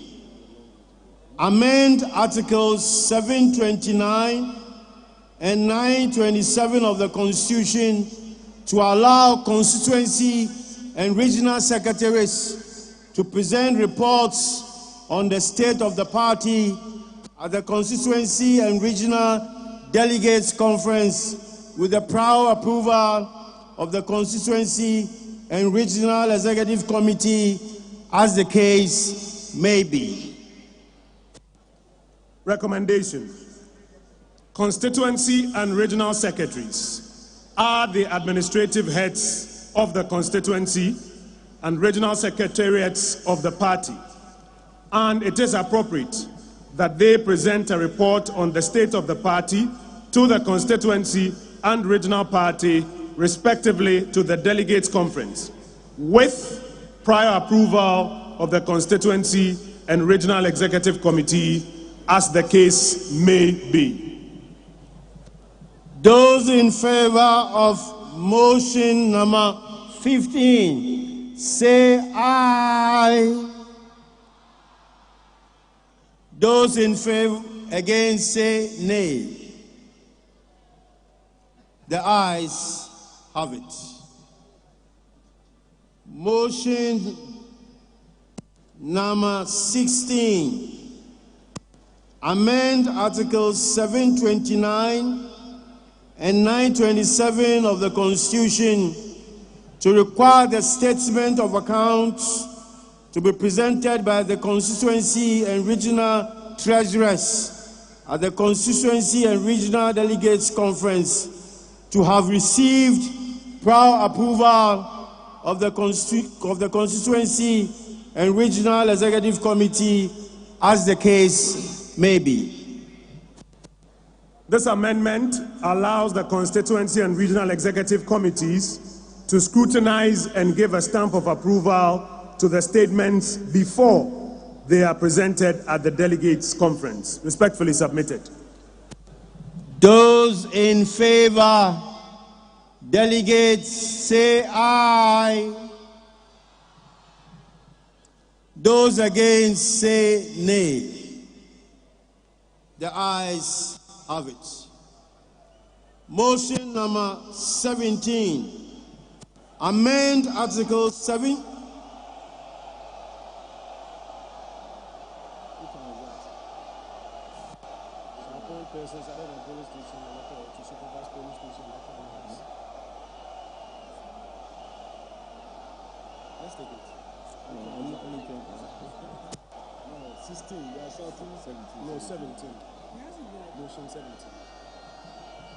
Delegates, I know you have your booklet. It shows they've read it.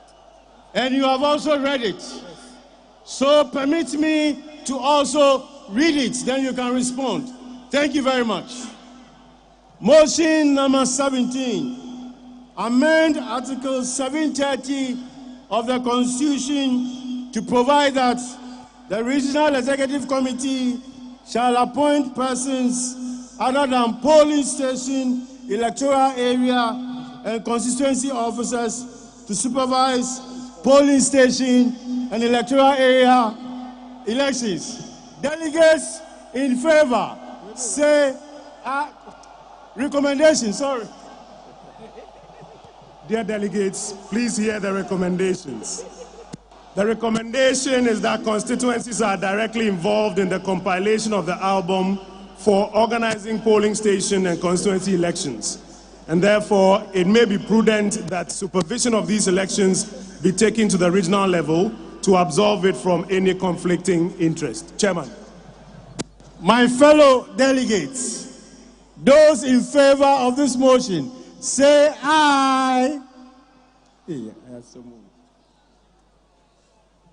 Those against, say nay.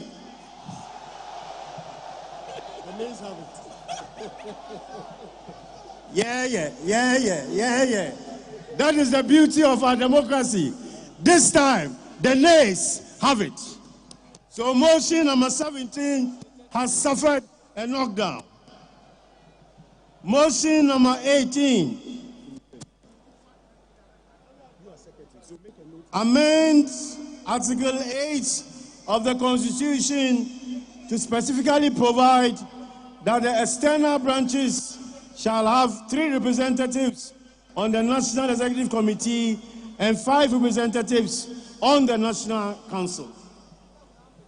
Chairman, the party constitution under Article 8.5 grants the external branches representation at the National Executive and the National Council, but does not indicate the number of representatives they should appoint to serve on these bodies. This amendment brings clarity to the number of representatives the external branches shall have on the National Executive Committee and National Council. Respectfully submitted, Chairman. Those in favor of motion number 18, say aye. Those against, say nay. The ayes once again have it. Motion number 19. Amend Articles 8 and 13, 11 of the Constitution to specifically provide that all former and current executives of the external branches shall have voting rights at the presidential primaries.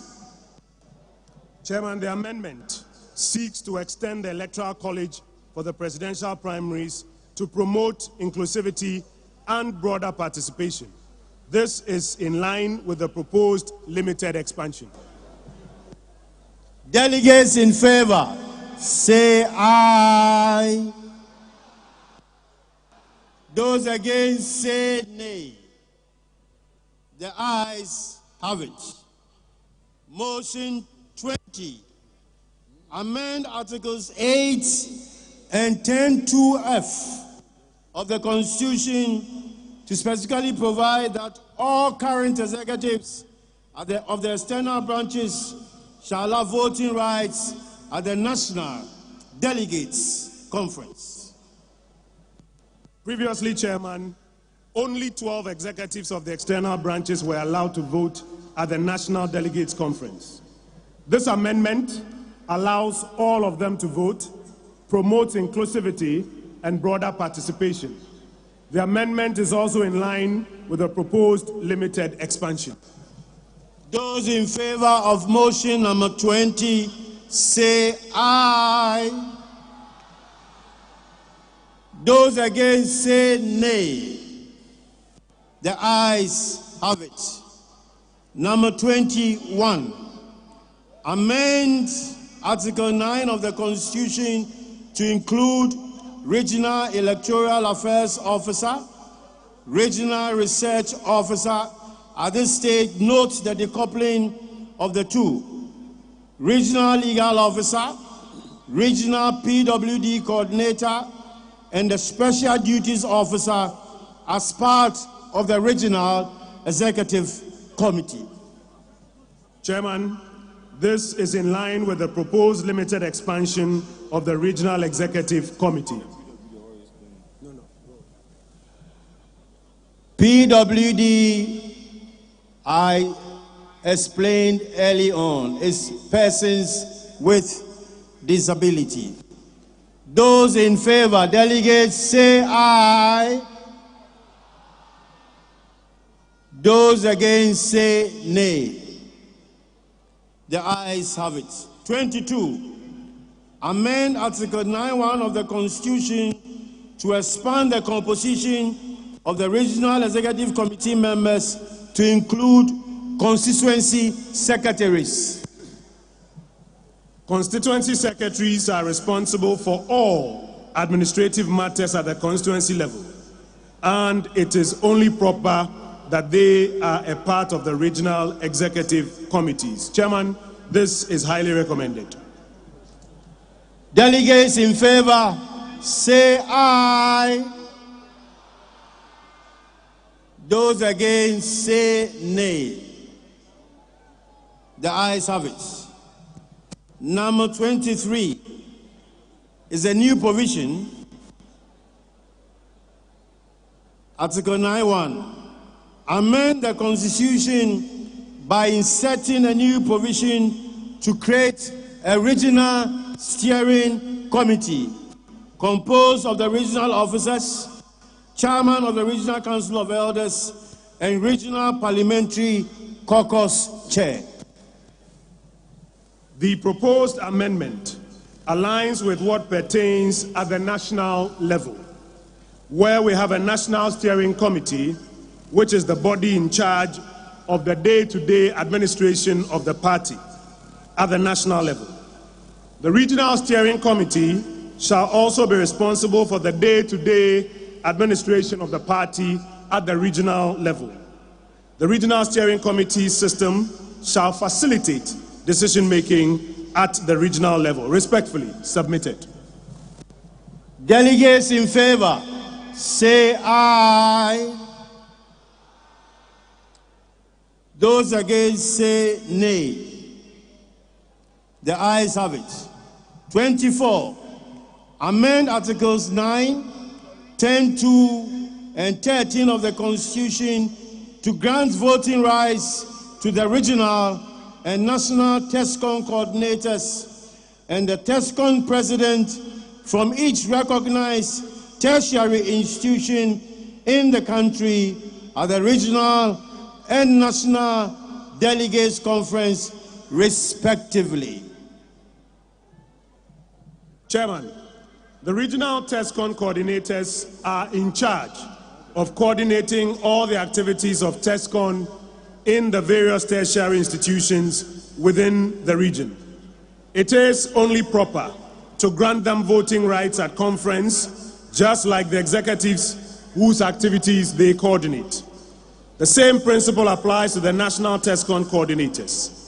The specificity on the TESCON president, and not just any representative of TESCON, avoids the usual challenge with validation of the representative from TESCON. Respectfully submitted.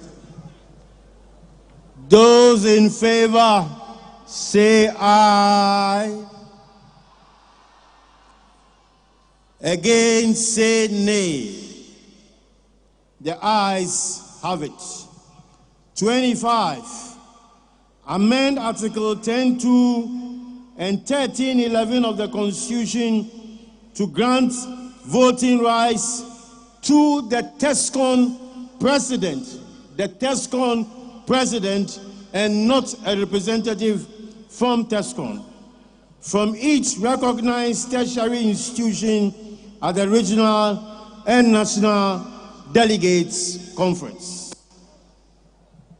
Chairman, the specificity on the TESCON president, and not just any representative of TESCON, avoids the usual challenge with validation of the representative from TESCON.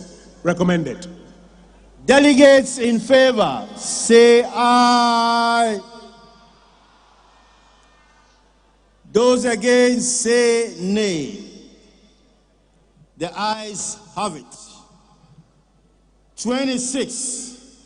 Amend Article, this is a new provision, amend Article 10 of the Constitution by inserting a new provision to include the consideration of position papers from sector committees of the party on key developments since the last National Delegates Conference at any current National Delegates Conference. Chairman of Conference, the proposed amendment allows the National Delegates Conference to not only focus on speeches and election of national officers where necessary, but to also consider and debate reports submitted by the party's sector committees on key national issues and to pass appropriate resolutions on same. Highly recommended, Chairman. Those in favor, say aye. Those against, say nay. The ayes have it. 27. It is also a new provision. Amend Article 10 of the Constitution by inserting a new provision to modify the composition of the sector committees under the National Executive Committee to include both members of Parliament and non-members of Parliament, as well as their functions. This allows the party to marshal its available best brains to serve on the various sector committees, whether or not they are members of Parliament. Recommended. Those in favor, delegates, say aye. Those against, say nay. The ayes have it. 28. Amend Articles 10(2)(3)(e) and 13 of the Constitution to make all members of the National Council of Elders delegates at the National Delegates Conference and the presidential primaries. Chairman, considering the indispensable roles played by the National Council of Elders, they deserve more representation at the party's highest decision-making body. In any case, per Article 16, the membership of the National Council of Elders shall not exceed 30, out of which 15 are already members or delegates to the National Annual Delegates Conference. Motion number 28 is recommended, Chairman. Delegates in favor, say aye. Those against, say nay. The ayes have it. Motion number 29. Amend Article 10(3) of the Constitution to increase the representation of the National Council of Elders on the National Council from 1 to 5 members, including the chairman of the National Council of Elders. Chairman, the National Council of Elders is the foremost advisory body of the party and therefore ought to be adequately represented at the second highest decision-making body of the party. Delegates in favor, say aye. Those against, say nay. The ayes have it. Number 30. Amend Article 10(3) of the Constitution to provide for 4 additional standing committees and enable the National Council to create new standing committees as and when the Council deem fit. The new 4 standing committees shall be the Electoral Affairs Committee, Communications Committee, Political Strategy and Policy Committee, and Security and Intelligence Committee. The proposed additional standing committees to be created are indispensable and crucial in supporting the National Council and, by extension, the entire party to function more effectively. The amendment also grants the National Council the mandate to create additional standing committees as and when necessary. Delegates in favor of motion number 30, say aye. Those against, say nay. The ayes have it. 31. Amend Article 10(3)(a) of the Constitution to expand the composition of the Finance Committee from 6 to 10 members, in addition to the National Treasurer. Chairman, this amendment expands the composition of the Finance Committee in order to enhance the effectiveness of the committee. Those in favor, say aye. Those against, say nay. The ayes have it. 32. Amend Article 10(3)(2)(d) of the Constitution to expressly provide that chairpersons of standing committees and directors at the party headquarters shall have voting rights at the National Council and consequently vote in the presidential primaries. Chairman, this amendment admits chairmen of standing committees and directors at the party headquarters into membership at the National Council with voting rights. Those in favor, say aye. Those against, say nay. The ayes have it. 33. Amend Article 10(3)(4) of the Constitution to include former majority and former minority leaders to the composition of the National Executive Committee and National Council. The National Executive Committee stands to benefit immensely from the experiences of persons who have once led the party's parliamentary group as majority or minority leaders. This motion is recommended, Chairman. Those in favor, say aye. Those against, say nay. The ayes have it. Motion number 34 is a new provision. Amend Article 10 of the Constitution by inserting a new provision to provide that the National Executive Committee shall, in consultation with the presidential candidate, develop the campaign structure and establish a campaign advisory committee to oversee the campaign team. Chairman, this amendment deepens the collaboration between party and presidential candidates. Respectfully submitted. Delegates in favor, say aye. Those against, say nay. The ayes have it. 35 is also a new provision. Amend Article 10 of the Constitution by inserting a new provision to specifically provide that the national chairperson shall at all times be the leader of the party. Chairman, the proposed amendment affirms the position of the national chairperson as the leader of the party at all material times. Respectfully submitted. Those in favor, say aye. Those against, say nay.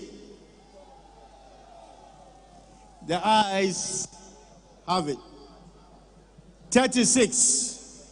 Amend Article 10(5) of the Constitution to specifically provide that the national chairperson shall chair the party's campaign advisory committee.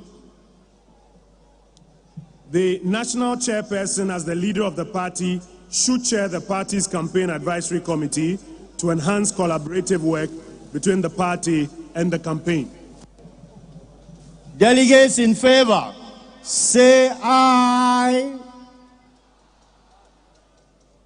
Against, say nay. The ayes have it. Number 37. Amend Article 10.4.2 of the Constitution to increase the representation of the Parliamentary Group on the National Executive Committee from 1 to 3, comprising the leader and 2 others, one of whom shall be a woman. My chairman, the Parliamentary Group is a critical organ of the party. It is the group that champions the party's policies and agenda in the legislative arm. The amendment seeks to increase the representation of the Parliamentary Group on the National Executive Committee. This is strongly recommended, Mr. Chairman. Those in favor, say aye. Aye. Against, say nay. The ayes have it. 38. Amend Articles 10.7.3 and 10.8 of the Constitution to provide that the National Treasurer shall report to the General Secretary. Chairman, it is the view that the General Secretary, as the party's Chief Administrative Officer and the Chief Executive Officer of the party, who has superintendence over all officers except the National Chairperson and Vice Chairpersons, should exercise superintendence over the National Treasurer. The amendment aligns with the administrative structure of the party. Delegates in favor, say aye. Those against, say nay. The ayes have it. 39. Amend Article 10.10 of the Constitution to remove the President from the composition of the National Steering Committee of the National Executive Committee. The steering committee of the party is in charge of the day-to-day administration of the party and should comprise only the 10 elected officers, the presidential candidate, the parliamentary leader, and the chairman of the National Council of Elders. Delegates in favor of motion number 39, say aye. Those against, say nay. The ayes have it. Motion number 40.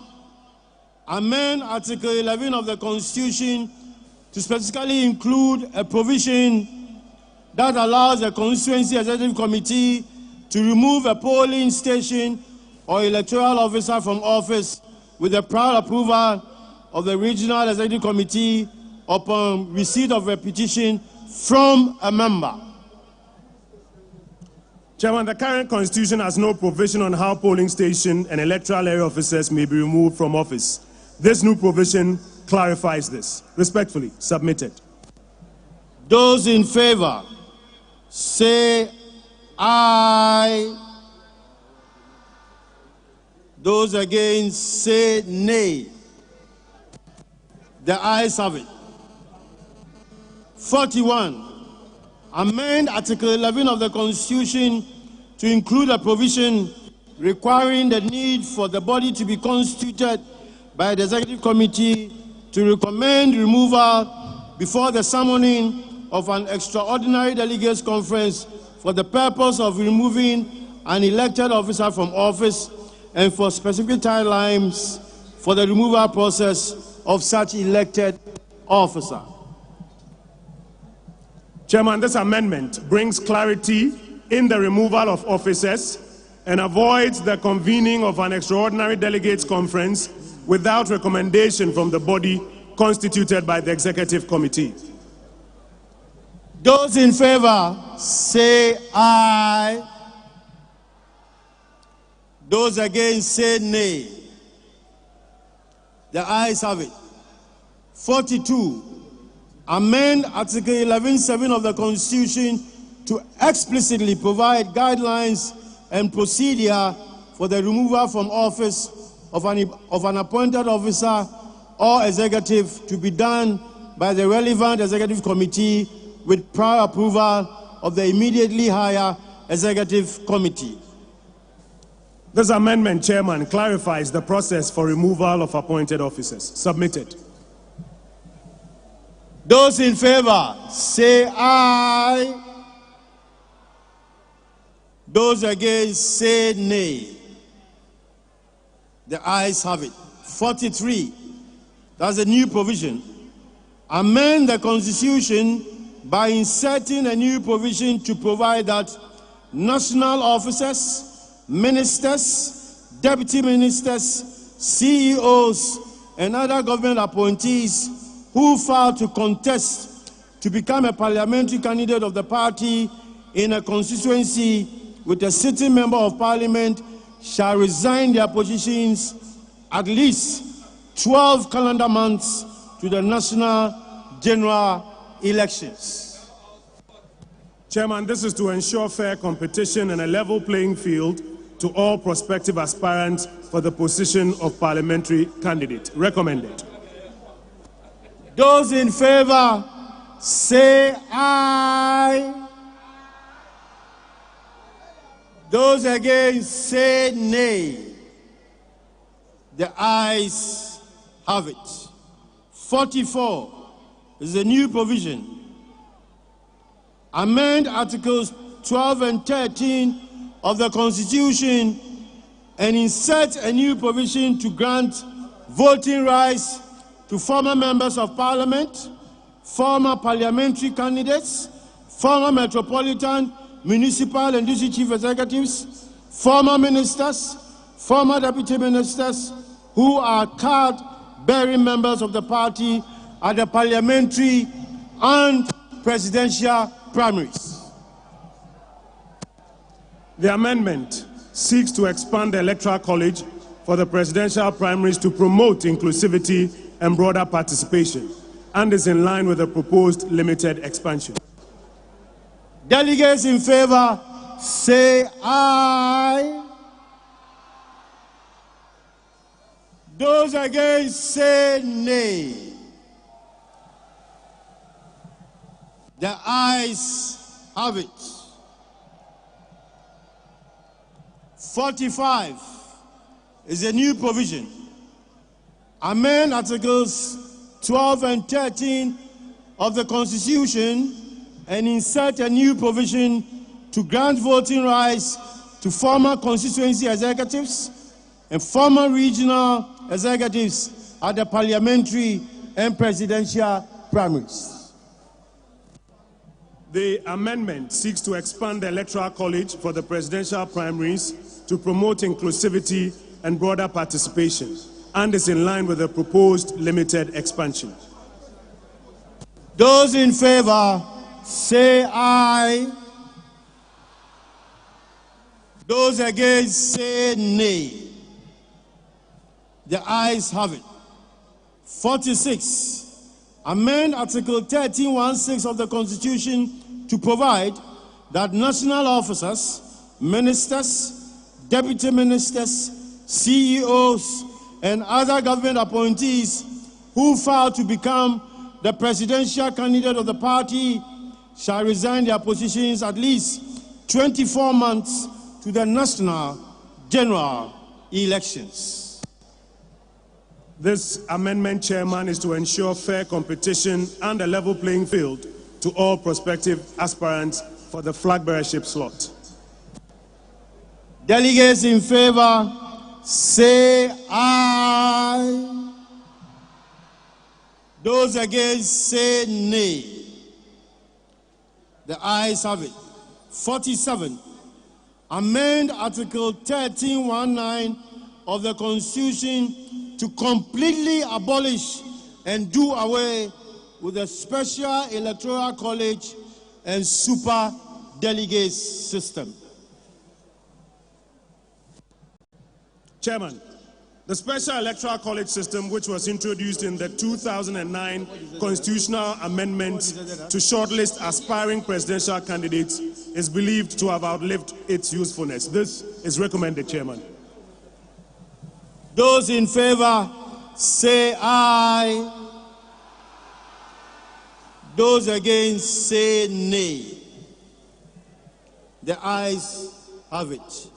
48. Amend Article 13(4) of the Constitution to provide for the election of a presidential candidate when the party is in government to a date not later than 18 months instead of 11 months before the national general elections. Chairman, this amendment, if approved, will give the party's presidential candidate an extra 7 months to campaign before the general elections. Submitted. Delegates in favor say aye.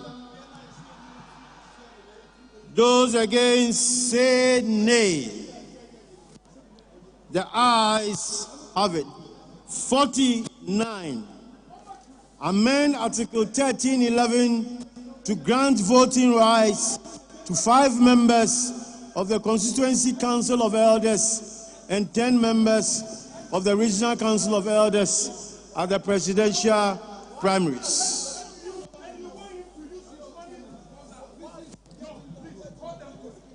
These constituency and regional elders are members of the constituency and regional delegates conference respectively. Polling station and electoral area executives who form part of the delegates to the constituency conference have been given voting rights at the presidential primaries. The exclusion of the elders is an omission which should be rectified. Respectfully submitted. Motion number 50. Amend Article 13(11) of the Constitution to include 30 national patrons and all members of the National Council of Elders to be part of the presidential primaries. The National Council of Elders is the foremost advisory body of the party and therefore ought to be adequately represented at the second highest decision-making body of the party. The national patrons also occupy an important position in the party structure. The expansion of their members in the presidential primaries is therefore appropriate. Respectfully recommended. Those in favor say aye. Those against say nay. 51. Amend Article 13(11) to grant voting rights to 5 constituency patrons and 10 regional patrons at the presidential primaries. These constituency and regional patrons are members of the constituency and regional delegates conference respectively.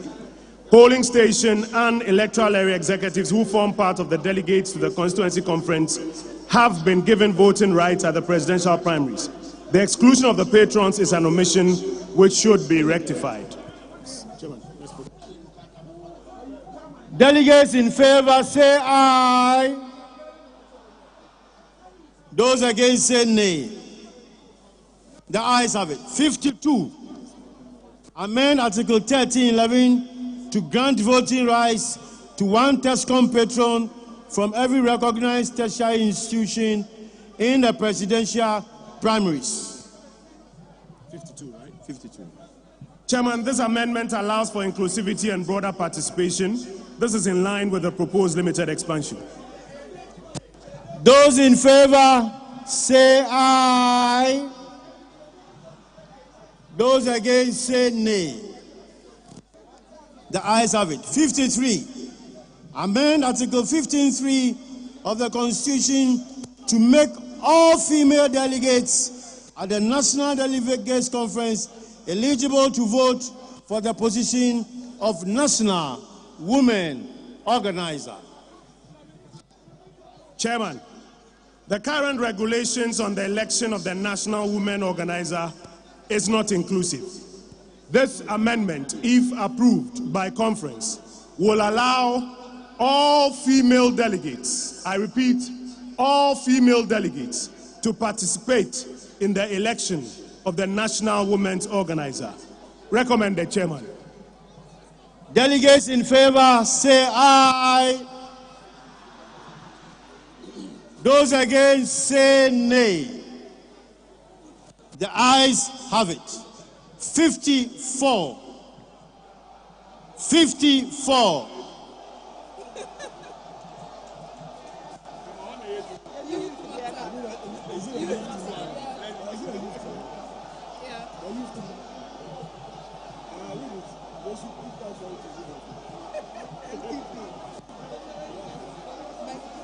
Delegates, delegates, delegates.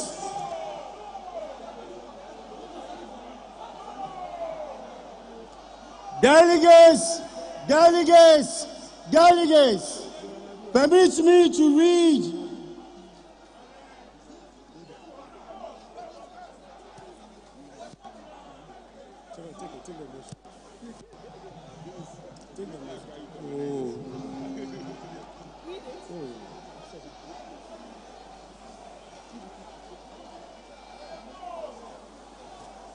hello, Mama Kromiyadi,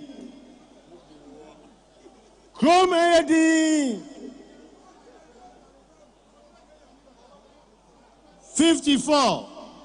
Amend Article 15(4) of the Constitution by defining youth in the Constitution to refer to a member of the party who is not above the age of 35 years.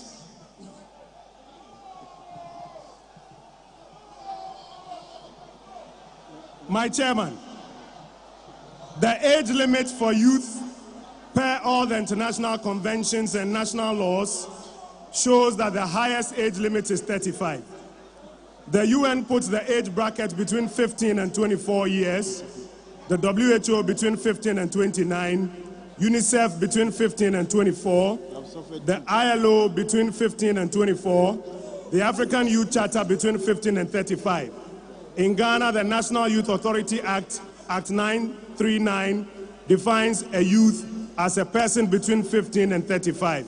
My chairman, views on this motion are very divided. Distinguished delegates of conference, those in favor of motion number 54, say aye.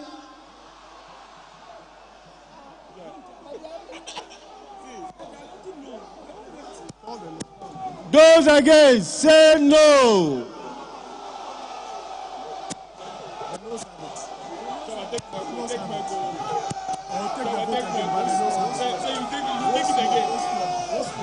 I will take this vote again. I am going to take this vote again. I am taking this vote again. Delegates in favor, say aye.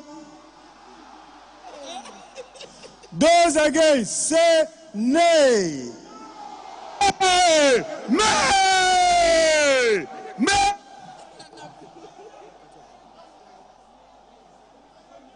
Conference, the nays have it. Meaning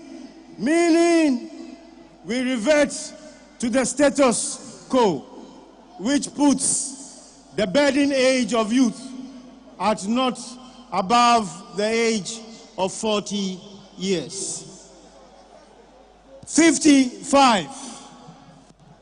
Amend Article 15(4) of the Constitution to make youth delegates at the National Delegates Conference eligible to vote for the position of National Youth Organizer. Chairman, the current regulations of the election of the National Youth Organizer is not inclusive. This amendment allows all youth delegates, I repeat, all youth delegates, to participate in the election of the National Youth Organizer. Submitted, Chairman. Those in favor, say aye. Those against, say nay. Well, the ayes once again have it. Certainly, this is the last motion.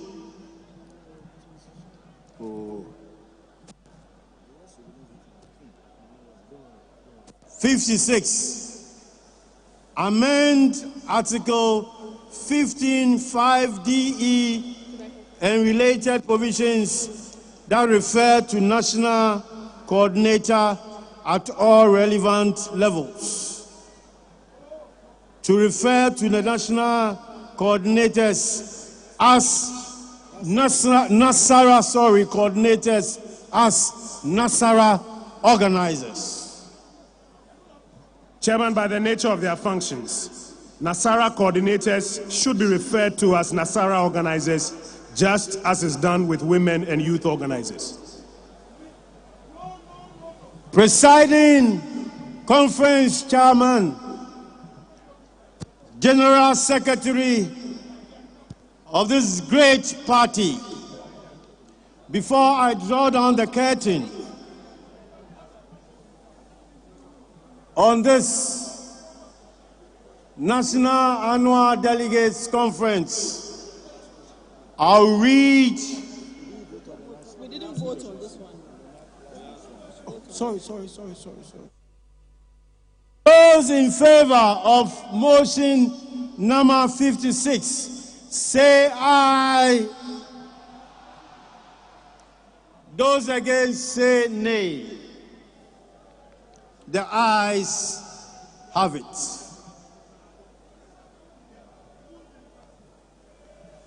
I will now, for the benefit of conference, read the sunset clause, which is ordinarily referred to as the transitional provisions. And this has been drawn by the Constitution Amendment Committee in line with the existing practice.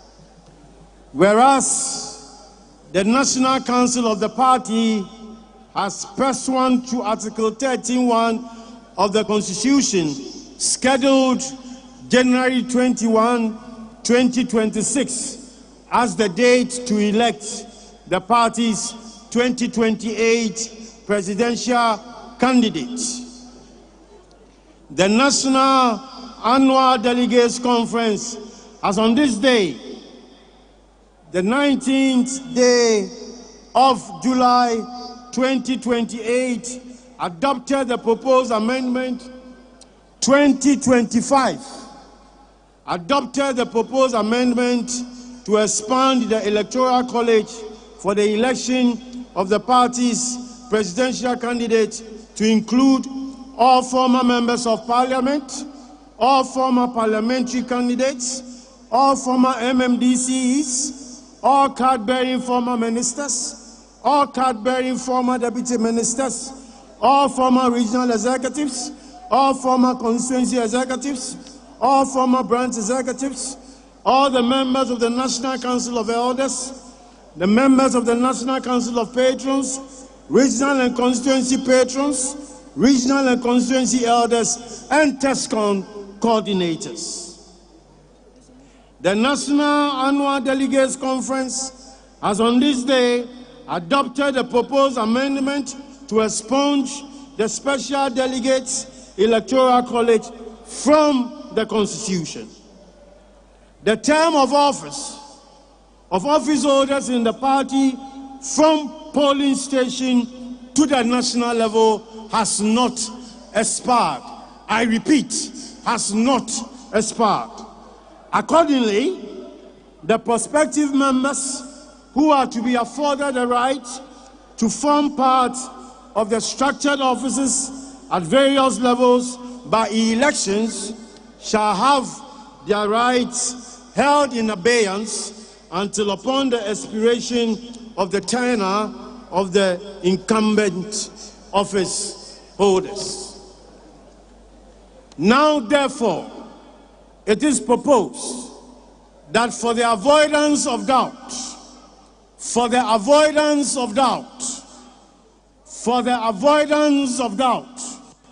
the effective dates for the new amendments relating to the additions to the polling station executives, electoral area executive committee, constituency executive committee, regional executive committee, and executive committee shall be after the January 31, 2026 presidential primaries.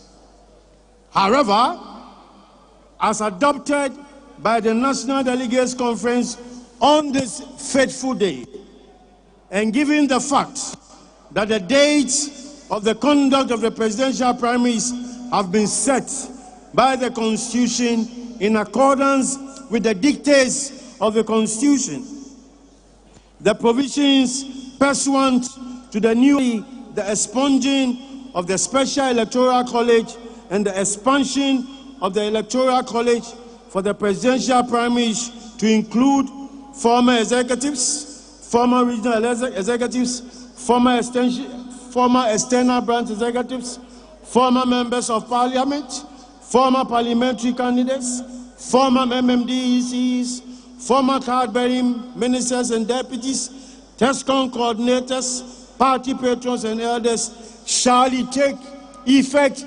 immediately. Shall take effect immediately in order to give effect to the decision of the National Council and the National Delegates Conference in respect of the presidential primaries.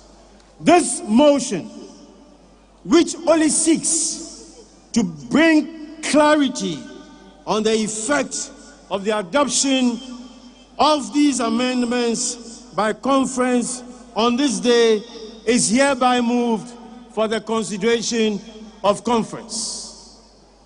At this stage, distinguished delegates, those in favor and all in favor of this motion, say aye.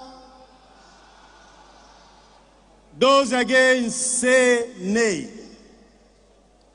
The ayes have it. It is my desirable pleasure at this stage to say to conference that our duties as the Constitution Amendment Committee in respect of today's conference has come to a close. Nonetheless, it is instructive to notify all delegates that the preparatory work for the drafting of the new Constitution or amended Constitution pursuant to the adoption of these elaborate constitutional amendments would begin in due course. We thank you all for the support and cooperation afforded us.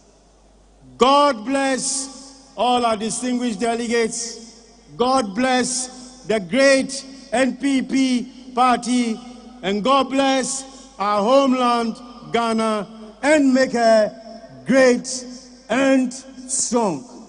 And we shall always be bold to defend and resist the oppressor's rule. Thank you all very much.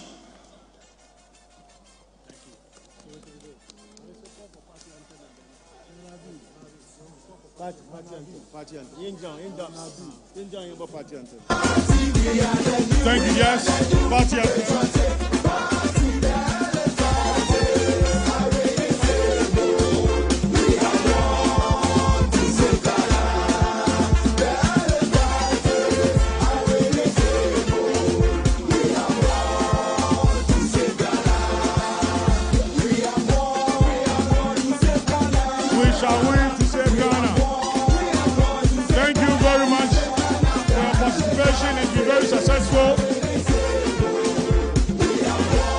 Deputy Minority Chief Whip will be here to give us the vote of thanks. Honorable Jerry Ahmed, sorry.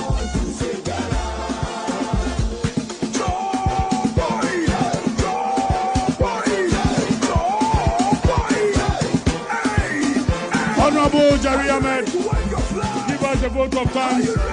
Then our third national vice chairman will give us the Muslim closing prayer.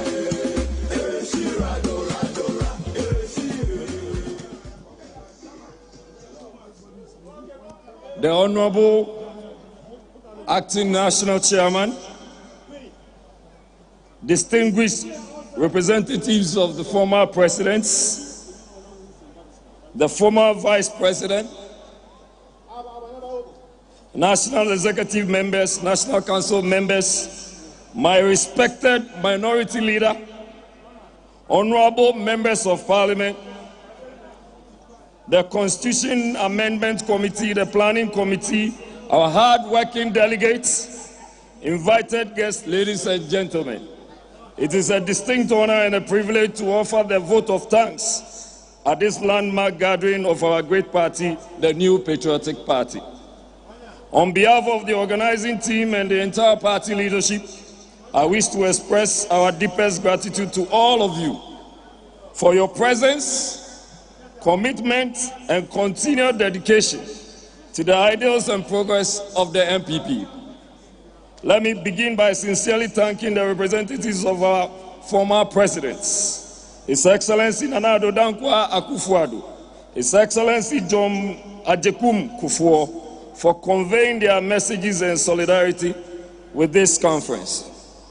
Their legacy continues to shape our vision, and we remain grateful for their enduring service to party and country. To our hard-working national executives, we commend your leadership and tireless efforts in steering the affairs of the party with vision and unity. A special appreciation goes to Greater Accra Regional Chairman, Chairman Divine Otu Agohum. We thank you very much for the warm welcome and the excellent coordination of this conference. Permit me to also extend a special commendation to the Constitution Amendment Committee and the National Planning Committee for their exemplary dedication and impactful work. Your contributions have been very good, and we are extremely grateful. We are also thankful to our invited guests, fraternal parties, and all stakeholders whose presence has added great value to this conference. To our gallant members of parliament, regional and constituency executives, polling station executives, TESCON, and the Youth and Women's Wing, your energy, loyalty, and commitment are the heartbeat of our party. Thank you for your service. Let me also acknowledge the protocol, security, media, health, and logistical teams who have worked diligently behind the scenes to make this event seamless and successful. As we live here, may we be reminded that the strength of our party lies in our youth. Thank you all for making today a memorable success. May God bless the New Patriotic Party. May God bless our great nation, Ghana. Thank you all, and have a safe journey back home. Thank you.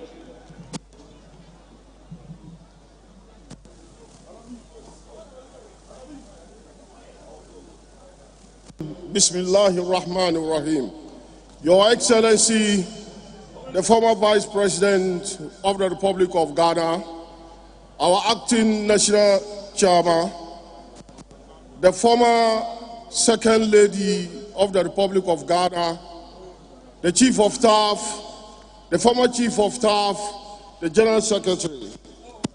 May peace and blessings of Allah be upon all of us here, fathers and mothers, brothers and sisters, ladies, for bringing our delegates from the various regions to the Greater Accra here to participate with this historical event, which is our National Delegate Conference.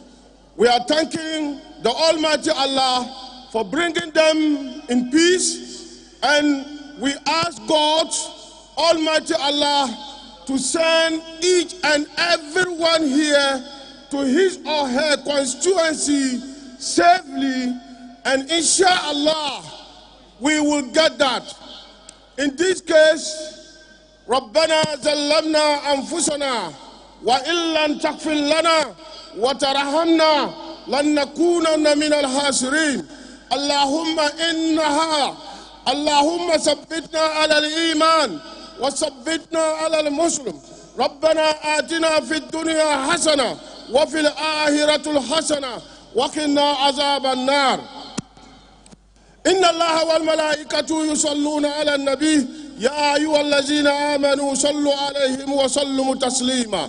اللهم صل على محمد وعلى آل محمد كما صليت على إبراهيم وعلى آل إبراهيم في العالمين إنك حميد مجيد.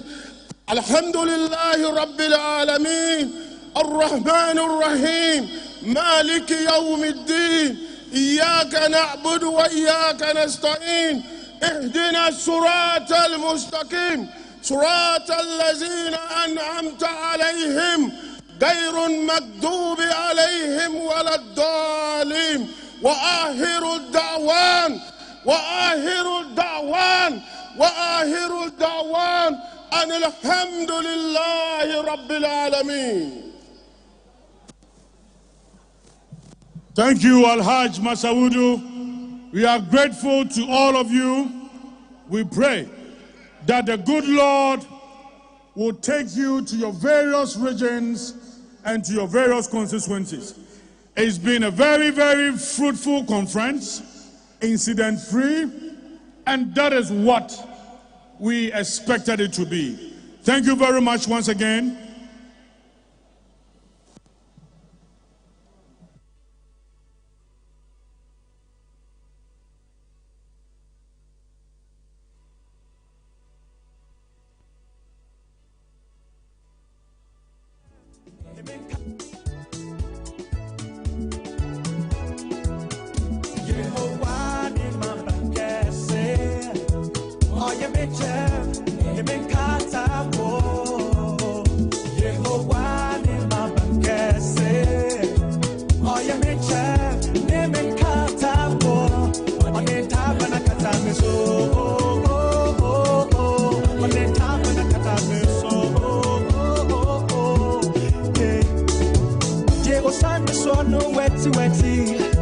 Now, if you say straight, I'm in coming home. It is on a cover to me, Susa, on a conscious journey. If you say, I'm coming home, I pay to Tommy Chain, or be to Tommy Nipa, Eric Kamita. If you say, me say, Yamina say,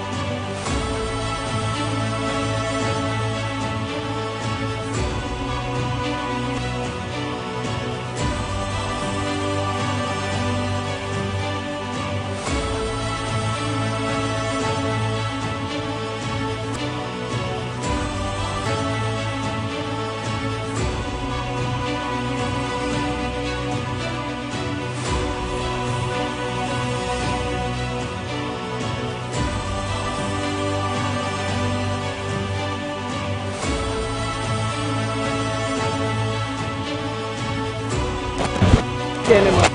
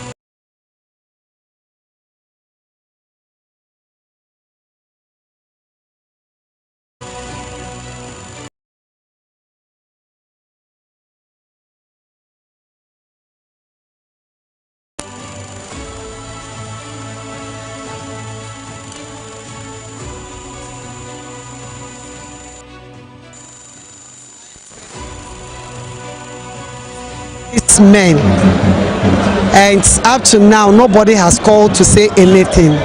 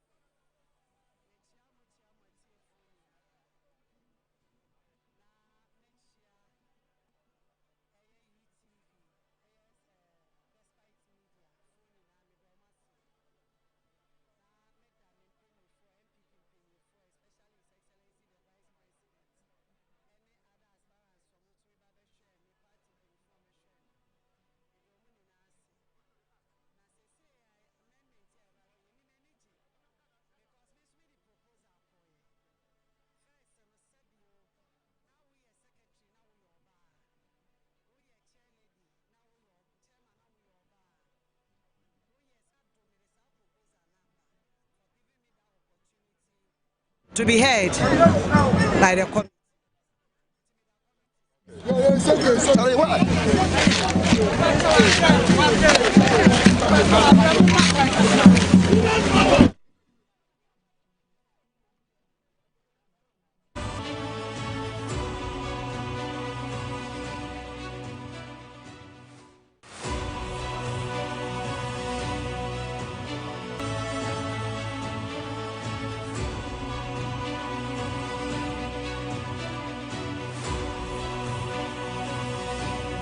Right, so finally, the NPP Delegates Conference has come to an end, and your election central sat through with you from last night till this evening. And I'm so sure that you have all the updates that you want here on the platform and also on social media as well. I'm here with Desmond Okriku to wrap up the election, everything that happened, all that is causing a bit of confusion, you will understand.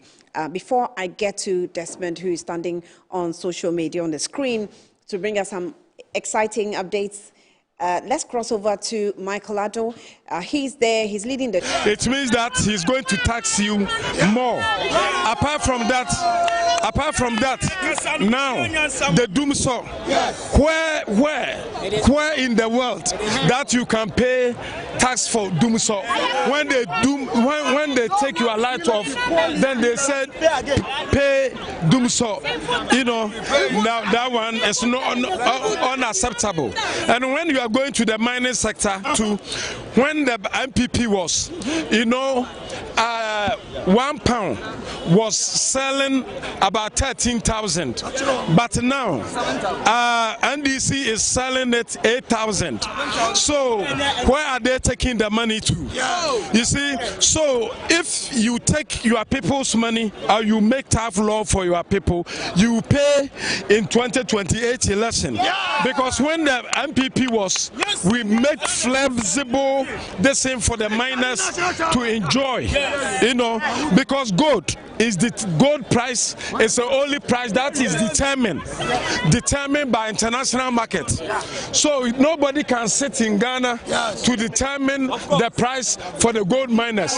Meanwhile, we have increased the fuel, we have the price of excavator and the labor has been increased, and then when the people work, you know, you pay them as you want or as you wish. Then it's a very difficult. I think we have put the Ghanaians, people, the miners, into a cage. So therefore, assessing it, I think that at the moment too, I'm also speaking for all the contractors also to be paid. All the contractors, the road contractors and all contractors also to be paid. We thank you.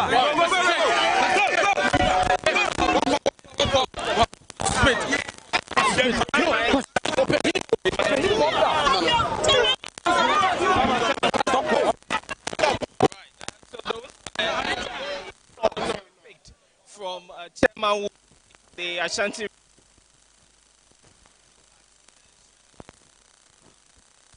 of 7 months on, and so we're currently here at the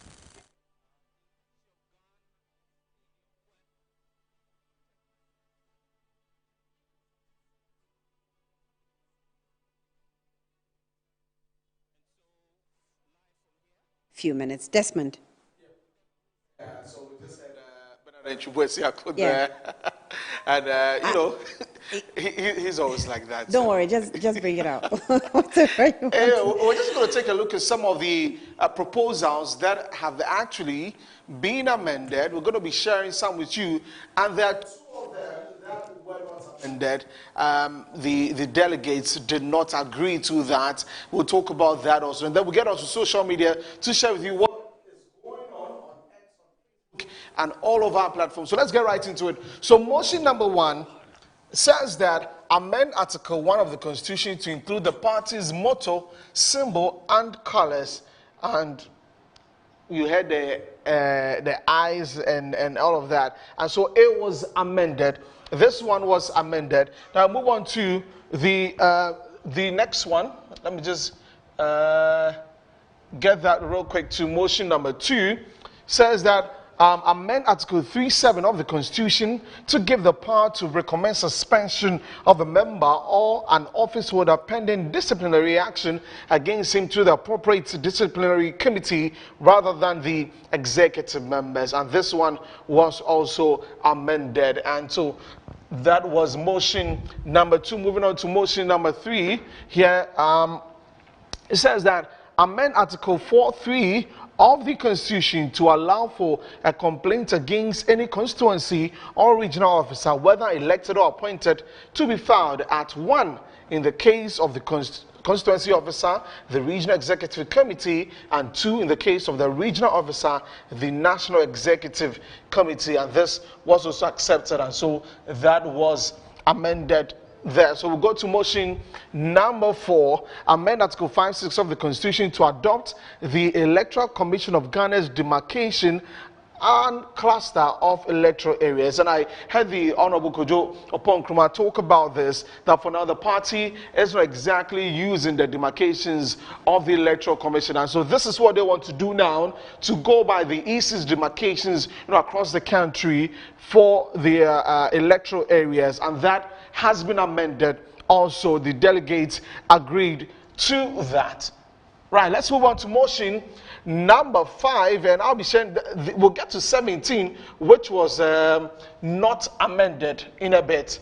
Let's get to motion number 5. It says, amend Article 6 of the Constitution to provide for an electoral area executive committee structure made up of 5 members who shall all be elected, comprising the electoral area, chairperson, secretary, organizer, communications officer, and electoral affairs officer. That was also amended. So on a broader scale, you'd find out that now they want to give power to the people to be able to vote, to be able to elect, and not to impose, the officials on them.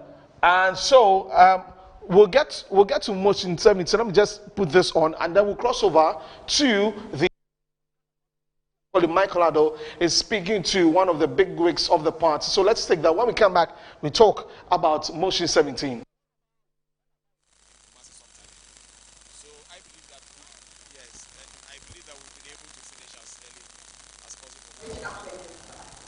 Kobe.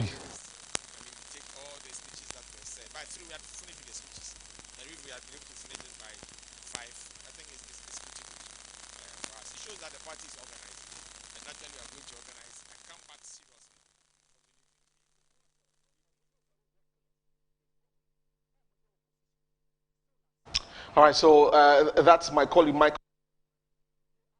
No, not the Western. For Western Regional. Regional Minister, yes. Dako there. So, motion 17 says that amend Article 730 of the Constitution to provide that the Regional Executive Committee shall appoint persons other than polling station, electoral area, and constituency officers to supervise polling station and electoral area elections. And this was not amended. Yeah. The delegates felt that it should stay as it is. It shouldn't be done anyway. So the amendment of Article 730 of the Constitution to provide the Regional Executive Committee shall appoint. Originally, polling station electoral, other than polling station electoral area and constituency officers to supervise polling stations and electoral area elections. Yeah. So that means that we had earlier on we had the. I want to break it down. Yes. So I think that earlier it was elected. Yeah. Because so now it says that to provide that the Regional Executive Committee shall appoint, and so it remains like this.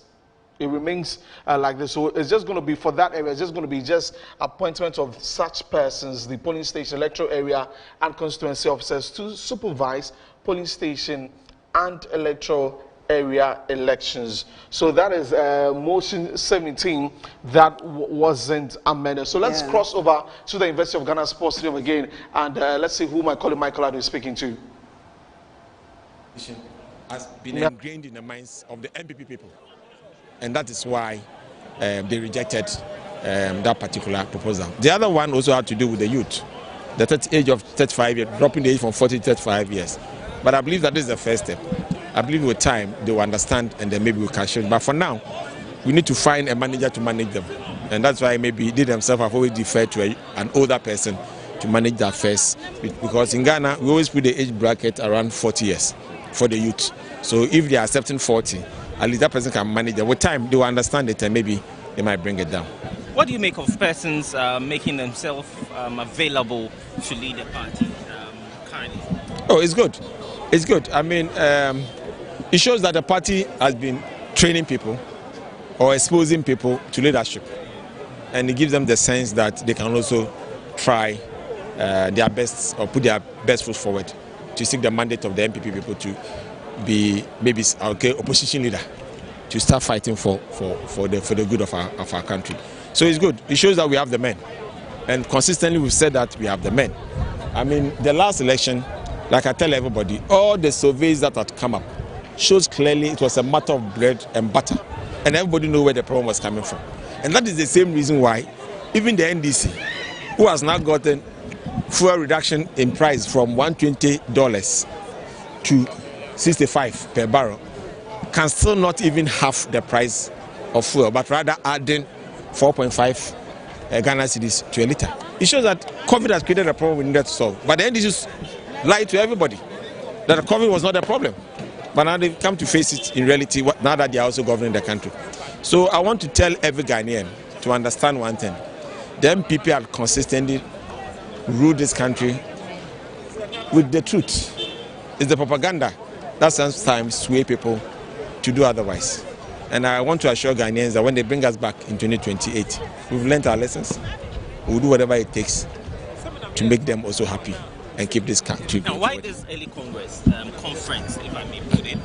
Because there were those who believed that due to the defeat you suffered during the 2024 elections, you should have allowed for some time for healing, but yet still you went ahead to organize this National Delegates Conference, even though there were some backlash. I believe this Congress tells a story. Tells a big story of the party. That the MPP did not lose the election primarily because there were some divisions. Primarily because of bread and butter issues. Two. We need a leader as quickly as possible. Okay, so they had Kwabena Otre documents, the former Western Regional Minister, speaking to my colleague Michael out of there, alluding to some of the things happening under the current government already and how they're putting themselves together. Before we went on that, I mentioned, Annie, that this is a very crucial one. That yesterday, when I had the conversation with the things that we're talking about, upset. Now, to amend Article 15.4 of the Constitution by defining youth in the Constitution to refer to a member of the party who is not above the age of 35. And this was not amended. Why are you particularly interested in that? Salam, who's the youth organizer of the party, has said that he was going to challenge this. And then Dennis Abuajiburakos, earlier in the day, was saying that, you know, we need to bring it down so that the connection between the youth of the party can't be like that. Because if you leave it to, you know, older, about 40, sometimes the connection with the youth is not really there. So the delegates believe that it shouldn't be this. There shouldn't be any cap on the age, especially at the age of 35, for the definition of youth in the party. You have some associations in church, right? And you have some people who still feel they probably are above the youth age defined, which is by global standards, yes, but they still want to be with youth, right? I'm sure there are people like that in political parties as well. They don't see themselves as. I mean, I guess it's the state of the mind. I guess, yeah, I'm 65, but I'm youthful. No, but on a more serious note, I think that all the political parties, they use they have an age limit as far as the youth definition is concerned. But we as a country, we seem to be late. We seem to be behind what is required even at age 30, at age 35. Today in Ghana, at age 35, you have a lot of people who are still not so much experienced. And that is the truth. Because right from growing 18, 19, 20, you've gotten to your adult age, you expect that you must have achieved certain things. You must have had some level of experience. But we still are a little timid of a country, and we don't push our people, or we don't push children fast enough. So at age 30, they are now beginning to experience things. 35, even at 40, they're still experiencing, or struggling a bit. So I guess as political parties, we're not able to use the global youthful age standard. So maybe in the wisdom of the elders of the party, they're thinking, let's slow down on that a little. So if you're 35, you can still be there. You're 40, you can still be there, I guess, or 45. Okay. I guess there's a reason for that, yes. Okay, so I'm sure that's going to spark a lot of debates. Yes, but it does not. Yeah. But it does not stop any person who wants to be within the youth bracket to be there, even if you're 18 or even 16. Or I mean, if you're 16, you don't qualify to hold any position. But at least from 18, you can't join any youthful group within political parties here. And especially if you want to, yes, it's going to be quite an interesting one there. So let's get on to the Facebook feed, and of course we've been sharing a lot of the things on social media. I've seen Kennedy Japan trending in there. You also have the national delegate. Let me tap on this and see what the persons are saying about. Okay, so some of the posts from the conference. And a lot of, you saw how Okatechi FIFA came in. Interesting. How did he come in? I mean, he came in. Is that not the video you've got? This is no, the next one. The next one. Oh, this was when he met this lady. She's been talking a lot on social media. Yeah, She Dawn. That's the name. Is that her name? Oh, her name on social media. What? She Dawn. Like she's a She Dawn. Okay, so this one, Mavis Howell Kumsin was there and interacting with officials, other officials of the party. I saw when she was approaching, she appeared a bit weak. Yes. As though she was limping. I'm not sure if you also realized that or you noticed that. I'm sure she's still not. She's still recovering. That is going to go on. So get onto our social media handles. That on YouTube. Also on our website, tvonline.com. And I just want to make this.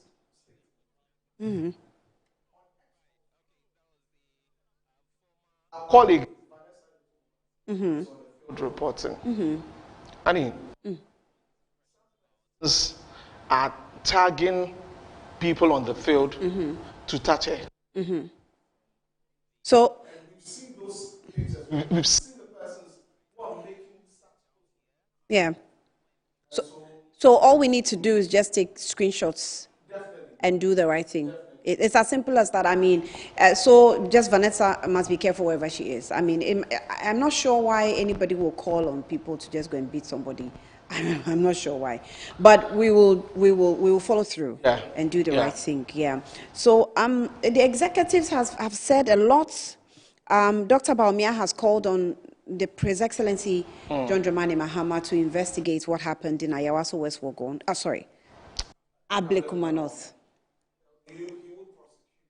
Yes, he said if he doesn't, when he comes to power, he will do the right thing. So let's just hope that maybe the right things will be done to satisfy the whole of the Ghanaian people.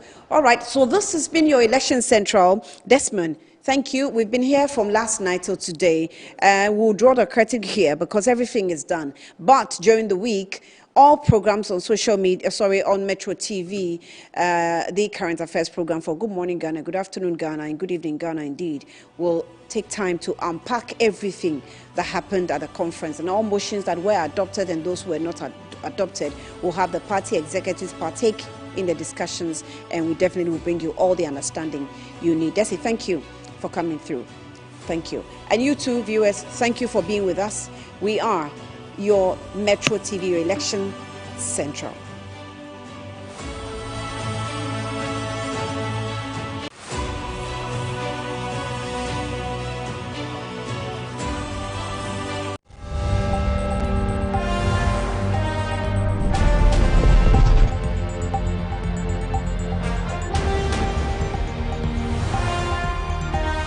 Election Central.